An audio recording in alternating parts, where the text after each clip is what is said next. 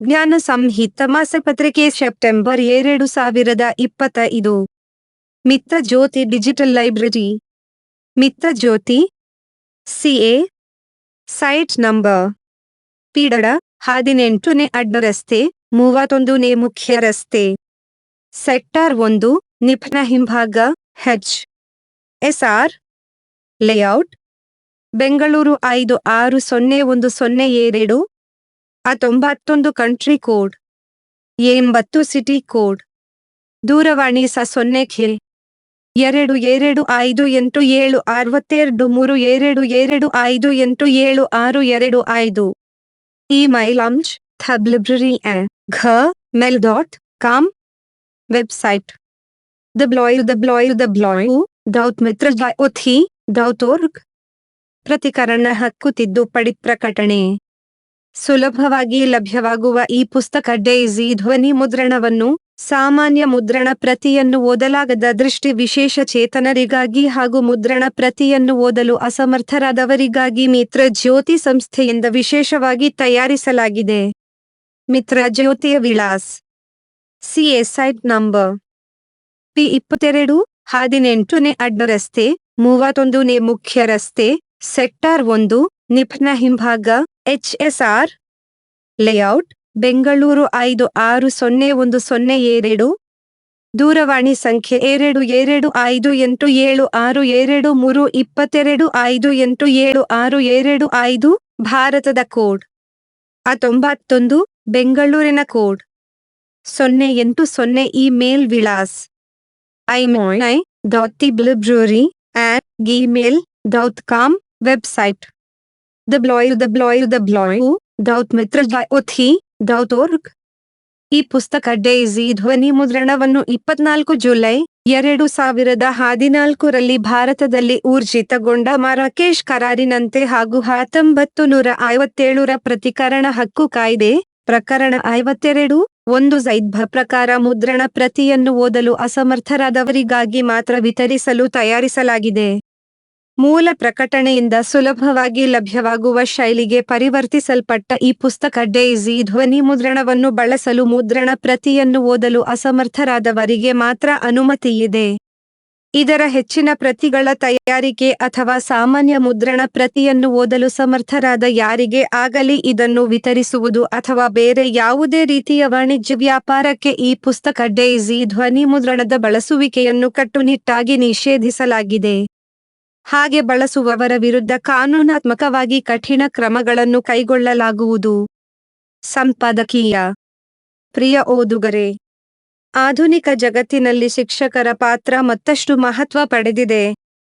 ತಂತ್ರಜ್ಞಾನದ ಬೆಳವಣಿಗೆಯಿಂದ ಜ್ಞಾನವು ಎಲ್ಲರಿಗೂ ಸುಲಭವಾಗಿ ಲಭ್ಯವಾಗಿದ್ದರೂ, ಶಿಕ್ಷಕರ ಮಾರ್ಗದರ್ಶನವಿಲ್ಲದೆ ಅಜ್ಞಾನವನ್ನು ಸರಿಯಾದ ರೀತಿಯಲ್ಲಿ ಬಳಸಿಕೊಳ್ಳುವುದು ಕಷ್ಟ. ಶಿಕ್ಷಕರು ಜ್ಞಾನದ ಜೊತೆಗೆ ವಿಮರ್ಶಾತ್ಮಕ ಚಿಂತನೆ, ಸಮಸ್ಯೆಗಳನ್ನು ಬಗೆಹರಿಸುವ ಕೌಶಲ್ಯ ಮತ್ತು ಸೃಜನಶೀಲತೆಯನ್ನು ಕಲಿಸುತ್ತಾರೆ. ಶಿಕ್ಷಕರು ತಮ್ಮ ವಿದ್ಯಾರ್ಥಿಗಳ ಭವಿಷ್ಯವನ್ನು ರೂಪಿಸಲು ತಮ್ಮ ಜೀವನವನ್ನೇ ಮೀಸಲಿಡುತ್ತಾರೆ. ಅವರ ಕಠಿಣ ಪರಿಶ್ರಮ ಮತ್ತು ತ್ಯಾಗವನ್ನು ನಾವು ಎಂದಿಗೂ ಮರೆಯಬಾರದು. ಶಿಕ್ಷಕರ ದಿನಾಚರಣೆಯಂದು ನಾವು ಅವರಿಗೆ ಸಲ್ಲಿಸುವ ಗೌರವ ಮತ್ತು ಕೃತಜ್ಞತೆ ಕೇವಲ ಒಂದು ದಿನಕ್ಕೆ ಸೀಮಿತವಾಗದೆ, ಅವರ ಬೋಧನೆ ಮತ್ತು ಮೌಲ್ಯಗಳನ್ನು ನಮ್ಮ ಜೀವನದಲ್ಲಿ ಅಳವಡಿಸಿಕೊಳ್ಳುವ ಮೂಲಕ ನಾವು ಅವರಿಗೆ ನಿಜವಾದ ಗೌರವವನ್ನು ನೀಡಬೇಕು. ನಮ್ಮ ಜೀವನವನ್ನು ರೂಪಿಸುತ್ತಿರುವ ಎಲ್ಲ ಗುರುಗಳಿಗೆ ಶಿಕ್ಷಕರ ದಿನಾಚರಣೆಯ ಶುಭಾಶಯಗಳು. ನಾಡಹಬ್ಬ ದಸರಾ ನಮ್ಮೆಲ್ಲರ ಸಂಭ್ರಮದ ಹಬ್ಬ. ದಸರಾ ಈ ಬಾರಿ 11 ದಿನಗಳ ಕಾಲ ಆಚರಿಸಲ್ಪಡುತ್ತಿದ್ದು, ಇದು ಐತಿಹಾಸಿಕ ಮಹತ್ವದ್ದಾಗಿದೆ. ಮೈಸೂರು ದಸರಾ ಹಾಗೂ ಜಂಬೂ ಸವಾರಿ ವಿಶ್ವದಾದ್ಯಂತ ಪ್ರಸಿದ್ಧವಾಗಿದ್ದರೂ, ನಾಡಿನ ವಿವಿಧೆಡೆಗಳಲ್ಲಿ ವಿವಿಧ ಸಮುದಾಯಗಳು ಬೇರೆ ಬೇರೆ ರೀತಿಯಲ್ಲಿ ಈ ಹಬ್ಬವನ್ನು ಆಚರಿಸುತ್ತಿರುವುದು ವಿಶೇಷವಾಗಿದೆ. ಇದರ ಬಗ್ಗೆ ತಿಳಿಯುತ್ತಾ ದಸರಾವನ್ನು ಆಚರಿಸೋಣ. ಎಲ್ಲರಿಗೂ ನವರಾತ್ರಿ ಹಾಗೂ ದಸರಾ ಹಬ್ಬದ ಹಾರ್ದಿಕ ಶುಭಾಶಯಗಳು. ಶಾರದಾ ಸಮಿತಿಯ ಅಧ್ಯಕ್ಷರು ಮತ್ತು ಮಾರ್ಗದರ್ಶಕರು ಡಾಕ್ಟರ್ ಮಧು ಸಿಂಘಾಲ್. ಸಂಪಾದಕರು, ಪರಿಕಲ್ಪನೆ ಮತ್ತು ಸಂಯೋಜನೆ ಶ್ರೀಮತಿ ಶಾರದಾ. ತಾಂತ್ರಿಕ ಪರಿಣಿತಿ ಮತ್ತು ಬ್ರೈಲ್ ಮುದ್ರಣ ಶ್ರೀ ಗುರುವಾರ ಸಂಗಮೇಶ, ಶ್ರೀಮತಿ ಶೋಭಾ, ಶ್ರೀ ಕಲ್ಯಾಣ್. ಪರಿವಿಡಿ ಒಂದು ಚಿಂತನ್ ಒಬ್ಬ ಶಿಕ್ಷಕಿಯ ಮಾತಿನಿಂದ. 2 ನುಡಿಮುತ್ತುಗಳು. 3 ಸಂಸ್ಕೃತಿ ಬನ್ನಿ ಹಬ್ಬದ ಬಹುರೂಪಗಳು. ಜಂಬೂ ಸವಾರಿಯಿಂದ ಜನಪದರ ಊರು ಕೇರಿಗಳವರೆಗೆ. 4 ವ್ಯಕ್ತಿತ್ವ ನಾರಾಯಣ ನಾಯಕ, ಸ್ಕಾಲರ್ಶಿಪ್ ಜೋಳಿಗೆ ಮಾಸ್ತರು. 5 ಆಚರಣೆ ಪಿತೃಪಕ್ಷ. 6 ವಾನರೋತ್ಸವೋಣಂ ಸದ್ಯ. ಇಲ್ಲಿದೆ ವಾನರಗಳಿಗೂ ಊಟ. 7 ತಂತ್ರಜ್ಞಾನ ಚಾಲಕರಹಿತ ಮಿನಿ ಬಸ್. 8 ಕಲೆ ಫ್ರಾನ್ಸ್ ಗಗನದಲ್ಲಿ ರಥಯಾತ್ರೆ. 9 ಚಿಣ್ಣರ ಪುಟ. ಅ ಜಾನಪದ ಕಥೆ. ಆ ಗೌತಮ ಬುದ್ಧ. 10 ಅಡುಗೆ ಮನೆ ಆಹಾರೆಯಪ್ಪ ಆಂಬೋಡೆ. 11 ಮಿತ್ರ ಜ್ಯೋತಿ ವಾರ್ತೆ. 1 ಚಿಂತನ ಒಬ್ಬ ಶಿಕ್ಷಕಿಯ ಮಾತಿನಿಂದ. ಶ್ರೀಮತಿ ಸರಳ ಟೀಚರ್, ಇಂಗ್ಲಿಷ್ ಟೀಚರ್ ಇವರು ತರಗತಿಗೆ ಬಂದ ಕೂಡಲೇ ಮಕ್ಕಳು ಗುಡ್ ಮಾರ್ನಿಂಗ್ ಮೇಡಮ್ ಎಂದು ಹೇಳುತ್ತಲೇ ಇವರು ಲವ್ ಓಲ್ ಎಂದು ಹಾರೈಕೆಯನ್ನು ಮಾಡಿ ಪಾಠ ಶುರು ಮಾಡುವರು. ಅವರಿಗೆ ಒಮ್ಮೊಮ್ಮೆ ಅನಿಸುತ್ತಿತ್ತು, ಮಕ್ಕಳೇನೋ ತುಂಬು ಹೃದಯದಿಂದ ಹಾರೈಸುತ್ತಾರೆ. ಆದರೆ ನಾನು ನಿಜವಾಗಿಯೂ ಎಲ್ಲ ಮಕ್ಕಳನ್ನು ಒಂದೇ ರೀತಿ ಪ್ರೀತಿಸುತ್ತಿದ್ದೇನೆಯಾ ಎಂದು. ಹೌದು, ಸರಳ ಮೇಡಮ್ ಎಲ್ಲ ಮಕ್ಕಳನ್ನು ಒಂದೇ ತರಹ ನೋಡುತ್ತಿರಲಿಲ್ಲ. ಏಕೆಂದರೆ ಕೊನೆಯ ಬೆಂಚಿನ ಹುಡುಗ ಶೈಲೇಶ್ ಅಭ್ಯಾಸದಲ್ಲಿ ಯಾವ ತರಹದ ಅಭಿರುಚಿಯನ್ನು ತೋರಿಸುತ್ತಿಲ್ಲ. ನೋಡಲು ಅಸಹ್ಯ, ಕೊಳ್ಳಕು ಬಷ್ಟೆ, ಮಾತು ಆಡುವುದಿಲ್ಲ. ಎಷ್ಟು ಹೊಡೆದರೂ ಸುಮ್ಮನೆ ಕೂರುವನು. ಯಾವ ತರಹದ ಪ್ರತ್ಯುತ್ತರವೂ ಇಲ್ಲ. ಇವನೆಂತಹ ದಡ್ಡ ಹುಡುಗ ಎಂದು ಸರಳ ಮೇಡಮ್ ಆ ಹುಡುಗನ ಗೋಜಿಗೂ ಹೋಗುತ್ತಿರಲಿಲ್ಲ. ಪಾಠದಲ್ಲಿ ಯಾವುದಾದರೂ ನಕಾರಾತ್ಮಕ ವಿಷಯ ಬಂತೆಂದರೆ ಸರಳ ಮೇಡಮ್ ಶೈಲೇಶನ ಉದಾಹರಣೆ ಕೊಡುವರು. ಮತ್ತೆ ಯಾವುದಾದ್ರೂ ಸಕಾರಾತ್ಮಕ ವಿಷಯ ಬಂತೆಂದರೆ ಅವನನ್ನು ನಿರ್ಲಕ್ಷ್ಯ ಮಾಡುವರು. ಹೀಗೆಯೇ ದಿನಗಳು ಉರುಳಿದವು. ಸಹ ಶಿಕ್ಷಕರು ಕೇಳಿದರೆ, ಓಹೋ ಅವ್ನಾ ಶೈಲೇಶ್? ಅವನಿಗೆ ಪಾಠ ಮಾಡುವುದೂ ಒಂದೇ, ಬೋರಲು ಕೊಡದ ಮೇಲೆ ನೀರು ಸುರಿಯುವುದು ಒಂದೇ, ಹೀಗೆ ಅವನ ಬಗ್ಗೆ ಅಪಹಾಸ್ಯ ಮಾಡುತ್ತಿದ್ದರು. ಮುಂದೆ ತ್ರೈಮಾಸಿಕ ಪರೀಕ್ಷೆ ಬಂತು. ಯಥಾ ಪ್ರಕಾರ ಶೈಲೇಶ್ ಫೇಲ್. 6 ತಿಂಗಳ ಪರೀಕ್ಷೆಯಲ್ಲಿಯೂ ಶೈಲೇಶ್ ಫೇಲ್. ಅವನ ಅಂಕ ಪಟ್ಟಿ ಅವನ ಕೈಗೆ ಕೊಟ್ಟು, ತಂದೆ ತಾಯಿಗಳಿಂದ ಸಹಿ ಮಾಡಿಸಿ ತಂದು ಕೊಡಲು ಸರಳ ಮೇಡಮ್ ಹೇಳಿದರು. ಕೆಲವು ದಿನಗಳ ನಂತರ ಅವನು ತನ್ನ ಅಂಕ ಪಟ್ಟಿಯನ್ನು ಸರಳ ಮೇಡಂಗೆ ವಾಪಸ್ಸು ಮಾಡಿದ. ಅವರು ಅದನ್ನು ತೆರೆದು ನೋಡುವ ಗೋಜಿಗೂ ಹೋಗಲಿಲ್ಲ. ಮುಂದೆ ಒಮ್ಮೆ ಮುಖ್ಯೋಪಾಧ್ಯಾಯರ ಕೊಠಡಿಯಲ್ಲಿ ಎಲ್ಲ ಶಿಕ್ಷಕರ ಸಭೆಯಾಗಿ, ಮುಖ್ಯೋಪಾಧ್ಯಾಯರು ಎಲ್ಲ ತರಗತಿಗಳ ಪ್ರಗತಿಯನ್ನು ನೋಡುತ್ತಿರುವಾಗ ಸರಳ ಮೇಡಮ್ ಅವರ ತರಗತಿಯ ವಿಷಯ ಬಂತು. ಆಗ ಶೈಲೇಶನ ಬಗ್ಗೆಯೂ ಚರ್ಚೆಯಾಯಿತು. ಶೈಲೇಶನ ಅಂಕ ಪಟ್ಟಿ ನೋಡಿ ಮುಖ್ಯೋಪಾಧ್ಯಾಯರು ಗಾಬರಿ ಆದರು. ಕೂಡಲೇ ಅವನ ಹಿಂದಿನ ವರ್ಷಗಳ ಅಂಕಪಟ್ಟಿಗಳನ್ನು ತೆಗೆದು ನೋಡಲಾಗಿ ಅವರಿಗೆ ಆಶ್ಚರ್ಯವಾಯಿತು. ಅವನು ಹಿಂದಿನ ಎಲ್ಲ ತರಗತಿಗಳಲ್ಲಿ ಮೊದಲನೇ ರ್ಯಾಂಕ್ ವಿದ್ಯಾರ್ಥಿಯಾಗಿದ್ದನು. ಮುಖ್ಯೋಪಾಧ್ಯಾಯರು ಶೈಲೇಶನನ್ನು ತಮ್ಮ ಚೇಂಬರ್ಗೆ ಕರೆದು ಸ್ವತಃ ವಿಚಾರಿಸಿದರು. ಆಗ ಗೊತ್ತಾಯಿತು ಅವನ ತಾಯಿಗೆ ಕ್ಯಾನ್ಸರ್ ರೋಗ ಇದೆ, ಅವಳು ಕಡೆಯ ಹಂತದಲ್ಲಿದ್ದಾಳೆ ಅಂತ. ಶೈಲೇಶನ ತಾಯಿ ಈಗ ಶೈಲೇಶನ ಕಡೆ ಅಷ್ಟು ಲಕ್ಷ್ಯ ಕೊಡುವುದರಲ್ಲಿ ಅಸಮರ್ಥಳು. ಶೈಲೇಶನ ಕೆಲಸ ಈಗ ತಾಯಿಯ ಸೇವೆ. ಅಭ್ಯಾಸದ ಕಡೆ ಲಕ್ಷ್ಯ ಕಡಿಮೆಯಾಗಿ ಅವನು ಫೇಲ್ ಆಗುತ್ತಿದ್ದಾನೆ. ಸರಳ ಮೇಡಂಗೆ ಈಗ ಅರ್ಥವಾಯಿತು, ಓಹೋ, ನಾನು ಇಲ್ಲಿಯ ತನಕ ಕಾಟಾಚಾರದ ಹಾರೈಕೆಯ ಲವ್ ಓಲ್ ಅಂತ ಹೇಳುತ್ತಿದ್ದೆ ಅಂತ. ಮೃದಿನದಿಂದ ಲವ್ ಓಲ್ ಮೈ ಸ್ಟೂಡೆಂಟ್ಸ್ ಎಂಬುದು ಅವರ ಮನದಾಳದಿಂದ ಬರಹತ್ತಿತು. ಈಗ ಅವರು ಶೈಲೇಶ್ನ ಕಡೆ ನೋಡುವ ದೃಷ್ಟಿಕೋನ ಬದಲಾಯಿತು. ಅವರು ಶೈಲೇಶ್ನ ಜೊತೆ ಸಕಾರಾತ್ಮಕ ಧೋರಣೆ ತೋರಿಸಲು ಶುರು ಮಾಡಿದರು. ಹೀಗೆ ಸರಳ ಮೇಡಮ್ ಅವರ ಮನಸ್ಸು ಪರಿವರ್ತನೆಯಾಗಿ ಕೆಲವೇ ತಿಂಗಳ ನಂತರ ವಾರ್ಷಿಕ ಪರೀಕ್ಷೆ ಬಂತು, ಫಲಿತಾಂಶ ಕೂಡ ಬಂತು. ಮತ್ತೆ ಶೈಲೇಶ್ ತರಗತಿಯಲ್ಲಿ ಮೊದಲಿಗನಾಗಿದ್ದನು. ಆಗ ಅವನಿಗಿಂತ ಹೆಚ್ಚು ಸಂತೋಷ ಆದಿದ್ದು ಸರಳ ಮೇಡಂಗೆ. ಒಬ್ಬ ಶಿಕ್ಷಕಿ ಅಂತಃಕರಣ ತೋರಿಸಿ ಪಾಠ ಮಾಡಿದರೆ ಏನೆಲ್ಲ ಚಮತ್ಕಾರ ಮಾಡಬಹುದು ಎನ್ನುವುದಕ್ಕೆ ಸರಳ ಮೇಡಮ್ ಅಂತಹ ಶಿಕ್ಷಕಿ ಮತ್ತು ಶೈಲೇಶ್ ನಂತಹ ವಿದ್ಯಾರ್ಥಿ ಮಾದರಿಯಾದರು. 10ನೇ ತರಗತಿ ವಿದ್ಯಾಭ್ಯಾಸ ಮುಗಿದು ಮಕ್ಕಳು ಇನ್ನೇನು ಶಾಲೆಯನ್ನು ಬಿಟ್ಟು ಹೋಗುತ್ತಾರೆ ಎನ್ನುವಾಗ ಆ ಶಾಲೆಯಲ್ಲಿ ಮಕ್ಕಳಿಗೋಸ್ಕರ ಒಂದು ಬೀಳ್ಕೊಡುಗೆ ಸಮಾರಂಭವನ್ನು ಏರ್ಪಡಿಸಿದ್ದರು. ಸಮಾರಂಭ ಮುಗಿಯಿತು, ಎಲ್ಲರ ಭಾಷಣ ಕೂಡ ಆದವು. ಕೊನೆಯಲ್ಲಿ ಮಕ್ಕಳು ತಮ್ಮ ತಮ್ಮ ಇಚ್ಛೆ ಅನುಸಾರ ಶಿಕ್ಷಕರಿಗೆ ಏನೇನೋ ಉಡುಗೊರೆ ಕೊಟ್ಟರು. ಕೆಲವರು ಪೆನ್ ಕೊಟ್ಟರೆ, ಇನ್ನು ಕೆಲವರು ಏನೇನೋ ತಮಗೆ ತಿಳಿದಂತೆ ಉಡುಗೊರೆ ಕೊಟ್ಟರು. ಶೈಲೇಶ್ ನಿಧಾನಗತಿಯಿಂದ ಬಂದು ಸರಳ ಮೇಡಂಗೆ 4 ಬಂಗಾರದ ಪಾಲಿಶ್ ಮಾಡಿದ ಹಿತ್ತಾಳೆಯ ಬಳೆಗಳನ್ನು ಉಡುಗೊರೆಯಾಗಿ ಕೊಟ್ಟು ನಮಸ್ಕಾರ ಮಾಡಿದನು. ಸರಳ ಮೇಡಂ ಆ ಬಳೆಗಳ ಕಡೆ ನೋಡಿದರು. ಏನು ಯೋಚಿಸದೆ ಆ ಹಿತ್ತಾಳೆಯ ಬಳೆಗಳನ್ನು ತಮ್ಮ ಕೈಗೆ ಹಾಕಿಕೊಂಡರು. ಈಗ ಶೈಲೇಶ್ನ ಮುಖದಲ್ಲಿ ಮಂದಹಾಸ ಮೂಡಿತು. ಸಣ್ಣದಾಗಿ ಮುಗುಳ್ನಗೆ ಅವನ ಮುಖದ ಮೇಲೆ ಹರಿದಾಡಿತು. ಅವನು, ಮೇಡಂ, ಈಗ ನೀವು ನನ್ನ ತಾಯಿಯ ಹಾಗೆ. ಅವಳೇನೋ ನನ್ನ ಬಿಟ್ಟು ಹೋದಳು.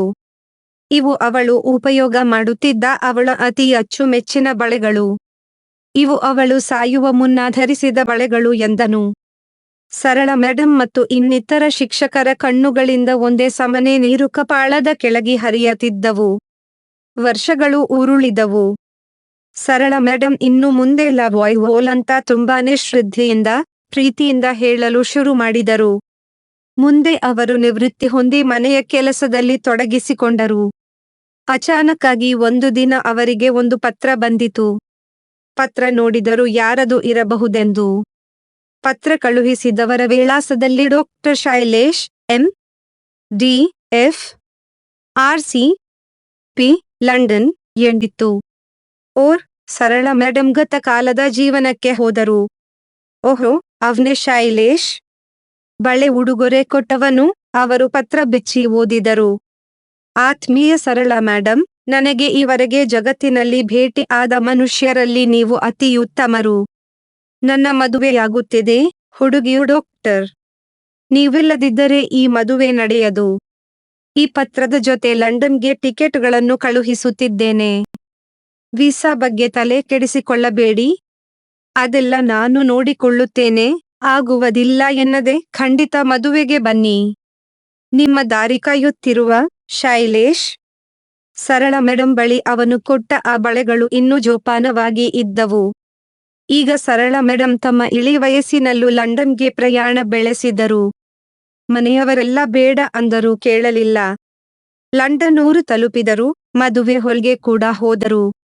ಮೊದಲೇ ಅವರು ಇಂಗ್ಲಿಷ್ ಶಿಕ್ಷಕಿ. ಹೀಗಾಗಿ ಭಾಷೆಯ ತೊಂದರೆಯೇನೂ ಆಗಲಿಲ್ಲ. ಸಮಾರಂಭದಲ್ಲಿ ಹೋಗಿ ಕೊನೆಯ ಸಾಲಿನಲ್ಲಿ ಕುಳಿತರು. ಹೊಸ ಊರು, ಹೊಸ ದೇಶ, ಹೊಸ ಜನರು, ಯಾರ ಪರಿಚಯವೂ ಇಲ್ಲ. ಶೈಲೇಶ್ನ ಮುಖ ಕೂಡ ಅಷ್ಟು ಜ್ಞಾಪಕ ಇಲ್ಲ. ಸುಮ್ಮನೆ ಒಂದು ಮೂಲೆಯಲ್ಲಿ ಕುಳಿತರು. ಅಷ್ಟರಲ್ಲಿ ಯಾರೋ ಇವರನ್ನು ಹುಡುಕಿಕೊಂಡು ಬಂದು, ಆರ್ ಯು ಸೈರುಲ್ಲ ಮದಮ್ ಟೀಚರ್ ಎಂದು ಕೇಳಲು, ಓಯಸ್ ಓಯಸ್ ಐ ಮಾರ್ಷಾ ಸೈರಲ ಫ್ರಾಮ್ ಇಂಡಿಯಾ ಎಂದರು. ಕೂಡಲೇ ಆ ಯುವಕ ಅವರ ಕೈ ಹಿಡಿದು ಮುಂದಿನ ಸಾಲಿಗೆ ಅವರನ್ನು ಕರೆದುಕೊಂಡು ಹೋಗಿ ಅಲ್ಲಿ ಒಂದು ಸುಖಾಸೀನದ ಮೇಲೆ ಕೂಡಿಸಿದ. ಆ ಆಸನದ ಹಿಂದೆ my mother, my loving mother ಎಂದು ಬರೆದಿತ್ತು.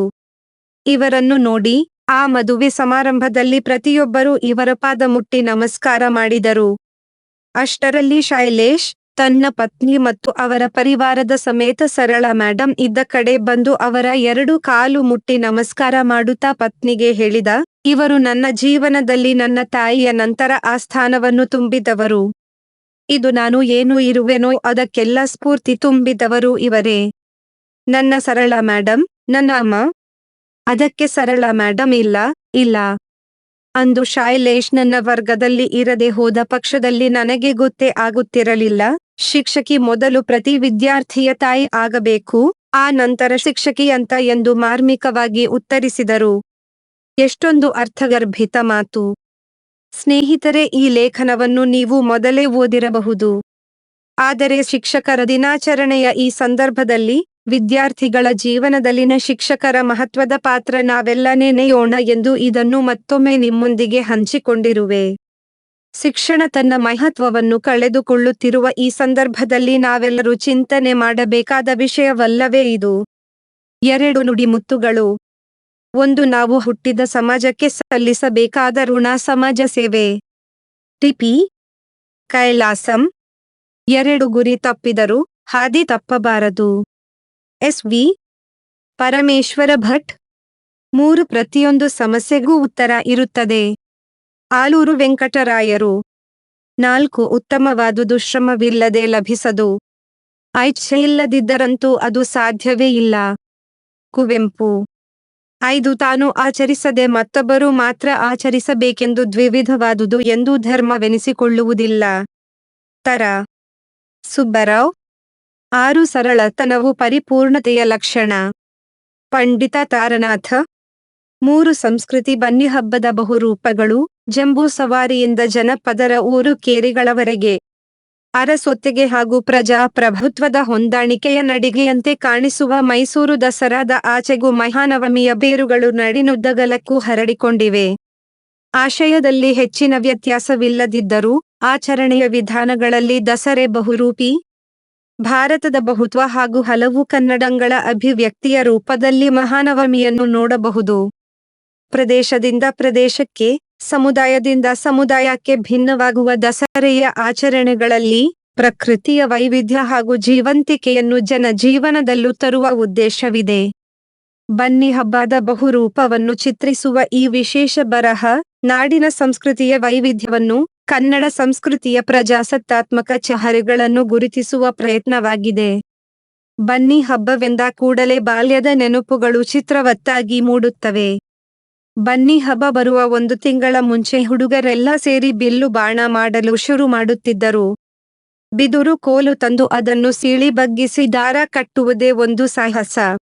ಬಿದುರು ಕೋಲು ಸಿಗದೆ ಹೋದಾಗ ಲಂಟಾನ, ಬತ್ತಿ, ತಂಗಡಕಿ ಮೊದಲಾದ ಬಾಗಿದ್ದರೆ ಮರೆಯದಂತಹ ಹಸಿಕೋಲುಗಳನ್ನು ಬಗ್ಗಿಸಿ ದಾರ ಕಟ್ಟಿ ಬಿಲ್ಲುಗಳನ್ನು ಮಾಡುತ್ತಿದ್ದರು.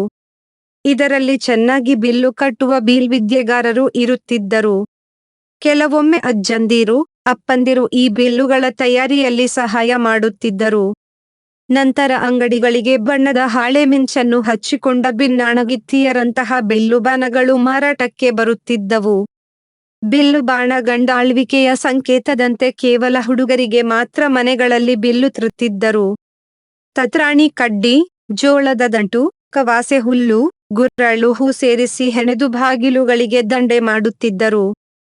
ದಸರಾ ಸಂಜೆ ಬಿಲ್ಲುಬಾಣಗಳನ್ನು ಮನೆಯ ದೇವರ ಜಗುಲಿಯಲ್ಲಿಟ್ಟು ಪೂಜೆ ಮಾಡಲಾಗುತ್ತಿತ್ತು.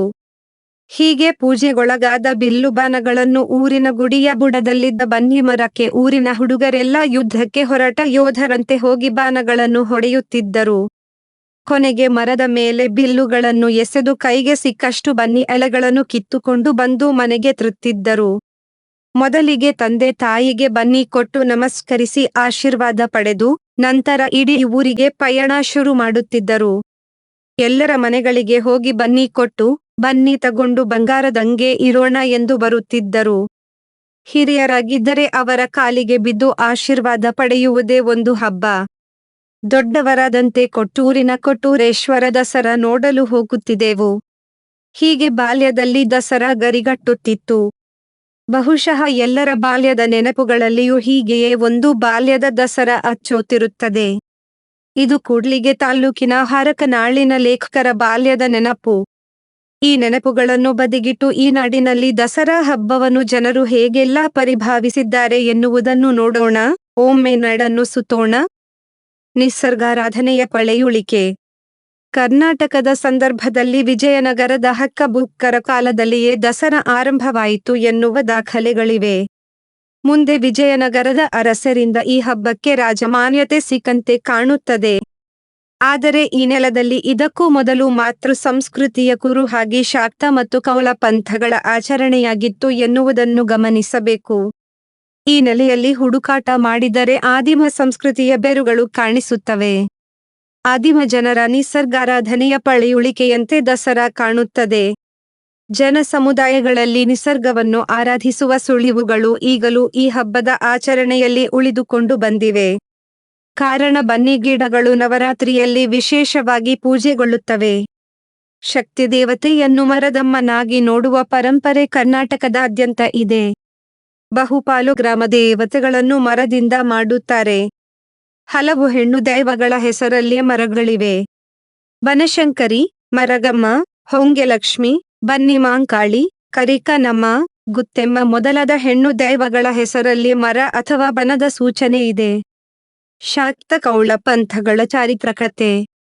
ದಸರಾ ಮಾತರು ಸಂಸ್ಕೃತಿಯ ಸಂಘರ್ಷಗಳನ್ನು ದಾಖಲಿಸುವ ಶಾಕ್ತ ಪಂಥದ ಆಚರಣೆಗಳ ಗುರುತಾಗಿದೆ. ಶಾಕ್ತ ಪರಂಪರೆಯಲ್ಲಿ ಬೇವು, ಬನ್ನಿ, ಲಕ್ಕಿ, ಹೊನ್ನವರಿಕೆಗಳು ಮಹತ್ವದ ಸ್ಥಾನ ಪಡೆದಿವೆ. ಬನ್ನಿ ಮಾಂಕಾಳಿ ವಿಶೇಷವಾಗಿ ನವರಾತ್ರಿಯಲ್ಲಿ ಪೂಜೆಗೊಳ್ಳುತ್ತಾಳೆ. ಗೊಂದಲಿಗ ಸಮುದಾಯದ ಬನ್ನಿ ಪೂಜೆ ಅವರ ಸಾಂಸ್ಕೃತಿಕ ಗುರುತಾಗಿದೆ. ವನದ ಬನ್ನೆಗಿಡದ ಆರಾಧನೆಯನ್ನೇ ಚುಂಚೂರಮಾಪುರದ ತೈ ಎಂದು ಆರಾಧಿಸುತ್ತಾರೆ. ಎಲ್ಲಮ್ಮನನ್ನು ಜೋಗತಿ ಪರಂಪರೆಯಲ್ಲಿ ಬನ್ನಿಯ ಮರದ ಅಕ್ಕಿ ಎಂದು ಕರೆಯುತ್ತಾರೆ. ಹಾಗೆ ನೋಡಿದರೆ ಸಸ್ಯ ಜಗತ್ತಿನಲ್ಲಿ ಲಕ್ಕಿ, ಬೇವು, ಎಕ್ಕೆಗಳನ್ನು ರೋಗಕ್ಕೆ ಮದ್ದನ್ನಾಗಿಯೂ ಬಳಸುತ್ತಾರೆ. ವಿಶೇಷವಾಗಿ ಈ ಗಿಡಗಳು ಫಲವಂತಿಕೆಯ ಗುಣದಿಂದಲೂ ಆರಾಧನೆಗೊಳ್ಳುತ್ತಿವೆ. ಮಕ್ಕಳಾಗದ ಹೆಣ್ಣು ಮಕ್ಕಳು ನವರಾತ್ರಿಯಲ್ಲಿ ಬನ್ನಿ ಮರಕ್ಕೆ ಸೂರ್ಯ ಹುಟ್ಟುವ ಮೊದಲು ಸ್ನಾನ ಮಾಡಿ ಹಸಿ ಮೈಯಲ್ಲೇ ಪೂಜೆ ಮಾಡಿಕೊಂಡು ಬರುವುದು ಇದನ್ನು ಸೂಚಿಸುತ್ತದೆ. ಮದುವೆ ಆಗದ ಹುಡುಗಿಯರು ಮದುವೆ ಬೇಗ ಆಗಲಿ ಎಂದು ಪೂಜಿಸುತ್ತಾರೆ. ಇದು ನವರಾತ್ರಿಯ ಸಂದರ್ಭದ ಪೂಜೆಗೂ ಫಲವಂತಿಕೆಯ ಆಚರಣೆಗೂ ಒಂದು ಸಂಬಂಧವನ್ನು ಕಲ್ಪಿಸುತ್ತದೆ. ಶಕ್ತಿಯ ಹೆಸರಿನ ನವರಾತ್ರಿಗೂ ಮಗುವಿನ ಜನನಕ್ಕೆ ಬೇಕಾಗುವ ನವಮಾಸಕ್ಕೂ ಸಂಬಂಧವಿದೆ. ನವರಾತ್ರಿಗಳಲ್ಲಿ ಉತ್ತರ ಭಾರತದಲ್ಲಿ ಏರ್ಪಡುವ ಗರ್ಭ ನೃತ್ಯವು ಇದನ್ನೇ ಸಂಕೇತಿಸುತ್ತದೆ. ಶಾಕ್ತ ಆರಾಧನೆಯಲ್ಲಿ ಗರ್ಭಧಾರಣೆ, ಕೂಸಿನ ಹುಟ್ಟು, ಅದರ ಪೋಷಣೆಯ ಹಿನ್ನೆಲೆಯಲ್ಲಿ ಹಲವು ಆಚರಣೆಗಳು ಇರುವುದನ್ನು ಗಮನಿಸಬಹುದಾಗಿದೆ. ಶಾಕ್ತ ಪಂಥದ ಜೊತೆ ದಸರಾ ಬೇರುಗಳನ್ನು ಹೊಂದಿದಂತೆ ಕರ್ನಾಟಕದ ಆದಿಮ ಪಂಥ ಕೌಳದ ಜೊತೆಗೂ ಒಂದು ಸಂಬಂಧ ಹೊಂದಿದೆ. ಕೌಳರು ಚಂಡಿಯ ಆರಾಧಕರು. ಶಂಕರದ ಸೀಮಯ್ಯ ಪುರಾಣದ 16ನೇ ಶತಮಾನ ಪ್ರಕಾರ ಕೌಳರು ಕಾಳಿಗೆ ಪ್ರಾಣಿಬಲಿ ಕೊಡುತ್ತಿದ್ದರು. ಕೌಳ ಸಾಧನೆಯ ಭಾಗವಾಗಿ ಮಾಂಸ ಮದ್ಯ ಸೇವನೆ ಮಾಡುತ್ತಿದ್ದರು. ಸ್ತ್ರೀ ಸಹವಾಸಿಗಳು ಅವರ ದೇವತೆ ಕಾಳಿಗೆ ಕೆಂಪು ಕಣ್ಣು, ಉದ್ದನೆಯ ಕೋರೆದಾಡೆ, ಕೊರಳಲ್ಲಿ ತಲೆಬುರುಡೆಗಳ ಹಾರ. ಮೈ ಬಣ್ಣ ಅಚ್ಚಗಪ್ಪಾದರೂ ಊಟವಸ್ತ್ರಗಳ ಬಣ್ಣ ಮಾತ್ರ ಕೆಂಪು. ಈ ದೇವತೆಯನ್ನು ಭಕ್ತರು ಮಂಗಳವಾರ ಮತ್ತು ಶುಕ್ರವಾರಗಳ ರಾತ್ರಿ ಕೆಂಪು ಹೂ ಮತ್ತು ಮಂತ್ರಗಳಿಂದ ಅರ್ಚಿಸುತ್ತಿದ್ದರು. ಇದನ್ನು ಗಮನಿಸಿದರೆ ದಸರಾ ಹಬ್ಬದ ಬೇರುಗಳು ಕೌಳ ಪಂಥದಲ್ಲಿಯೂ ಇದ್ದಂತೆ ಕಾಣುತ್ತದೆ. ಮಹಾನವಮಿ ಪದಗಳು. ಕರ್ನಾಟಕದಲ್ಲಿ ಮಹಾನವಮಿ ಹಬ್ಬಕ್ಕಾಗಿಯೇ ಒಂದು ಜಾನಪದ ಹಾಡಿಕ ಪ್ರಕಾರ ಹುಟ್ಟಿಕೊಂಡಿದೆ. ಈ ಪ್ರಕಾರದ ಹಾಡುಗಳನ್ನು ಮಹಾನವಮಿ ಪದಗಳು, ಮಾರ್ನವಮಿ ಪದಗಳು ಎಂದು ಕರೆಯುತ್ತಿದ್ದರು. ಬ್ರಿಟಿಷರು ಶಾಲೆಗಳನ್ನು ತೆರೆಯುವ ಮುನ್ನ, ಸರ್ಕಾರಿ ಶಾಲೆಗಳು ಆರಂಭವಾಗುವ ಮೊದಲು ಹಳ್ಳಿಗಳಲ್ಲಿ ಕೂಲಿ ಮಠಗಳಿದ್ದವು. ಆಗಿನ್ನು ಹುಡುಗಿಯರು ಕಲಿಯುವಂತಿರಲಿಲ್ಲ. ಹುಡುಗರಿಗೆ ಮಾತ್ರ ಕಲಿಸುವಾತ ಓದಯ್ಯನೇ ಮೇಷ್ಟ್ರು. ಓದಯ್ಯ ಎಂದರೆ ಓದಿಸುವ ಅಯ್ಯ. ಈಗಲೂ ಗುರುತಾಗಿ ಓದಯ್ಯರ ಮನೆತನಗಳಿವೆ.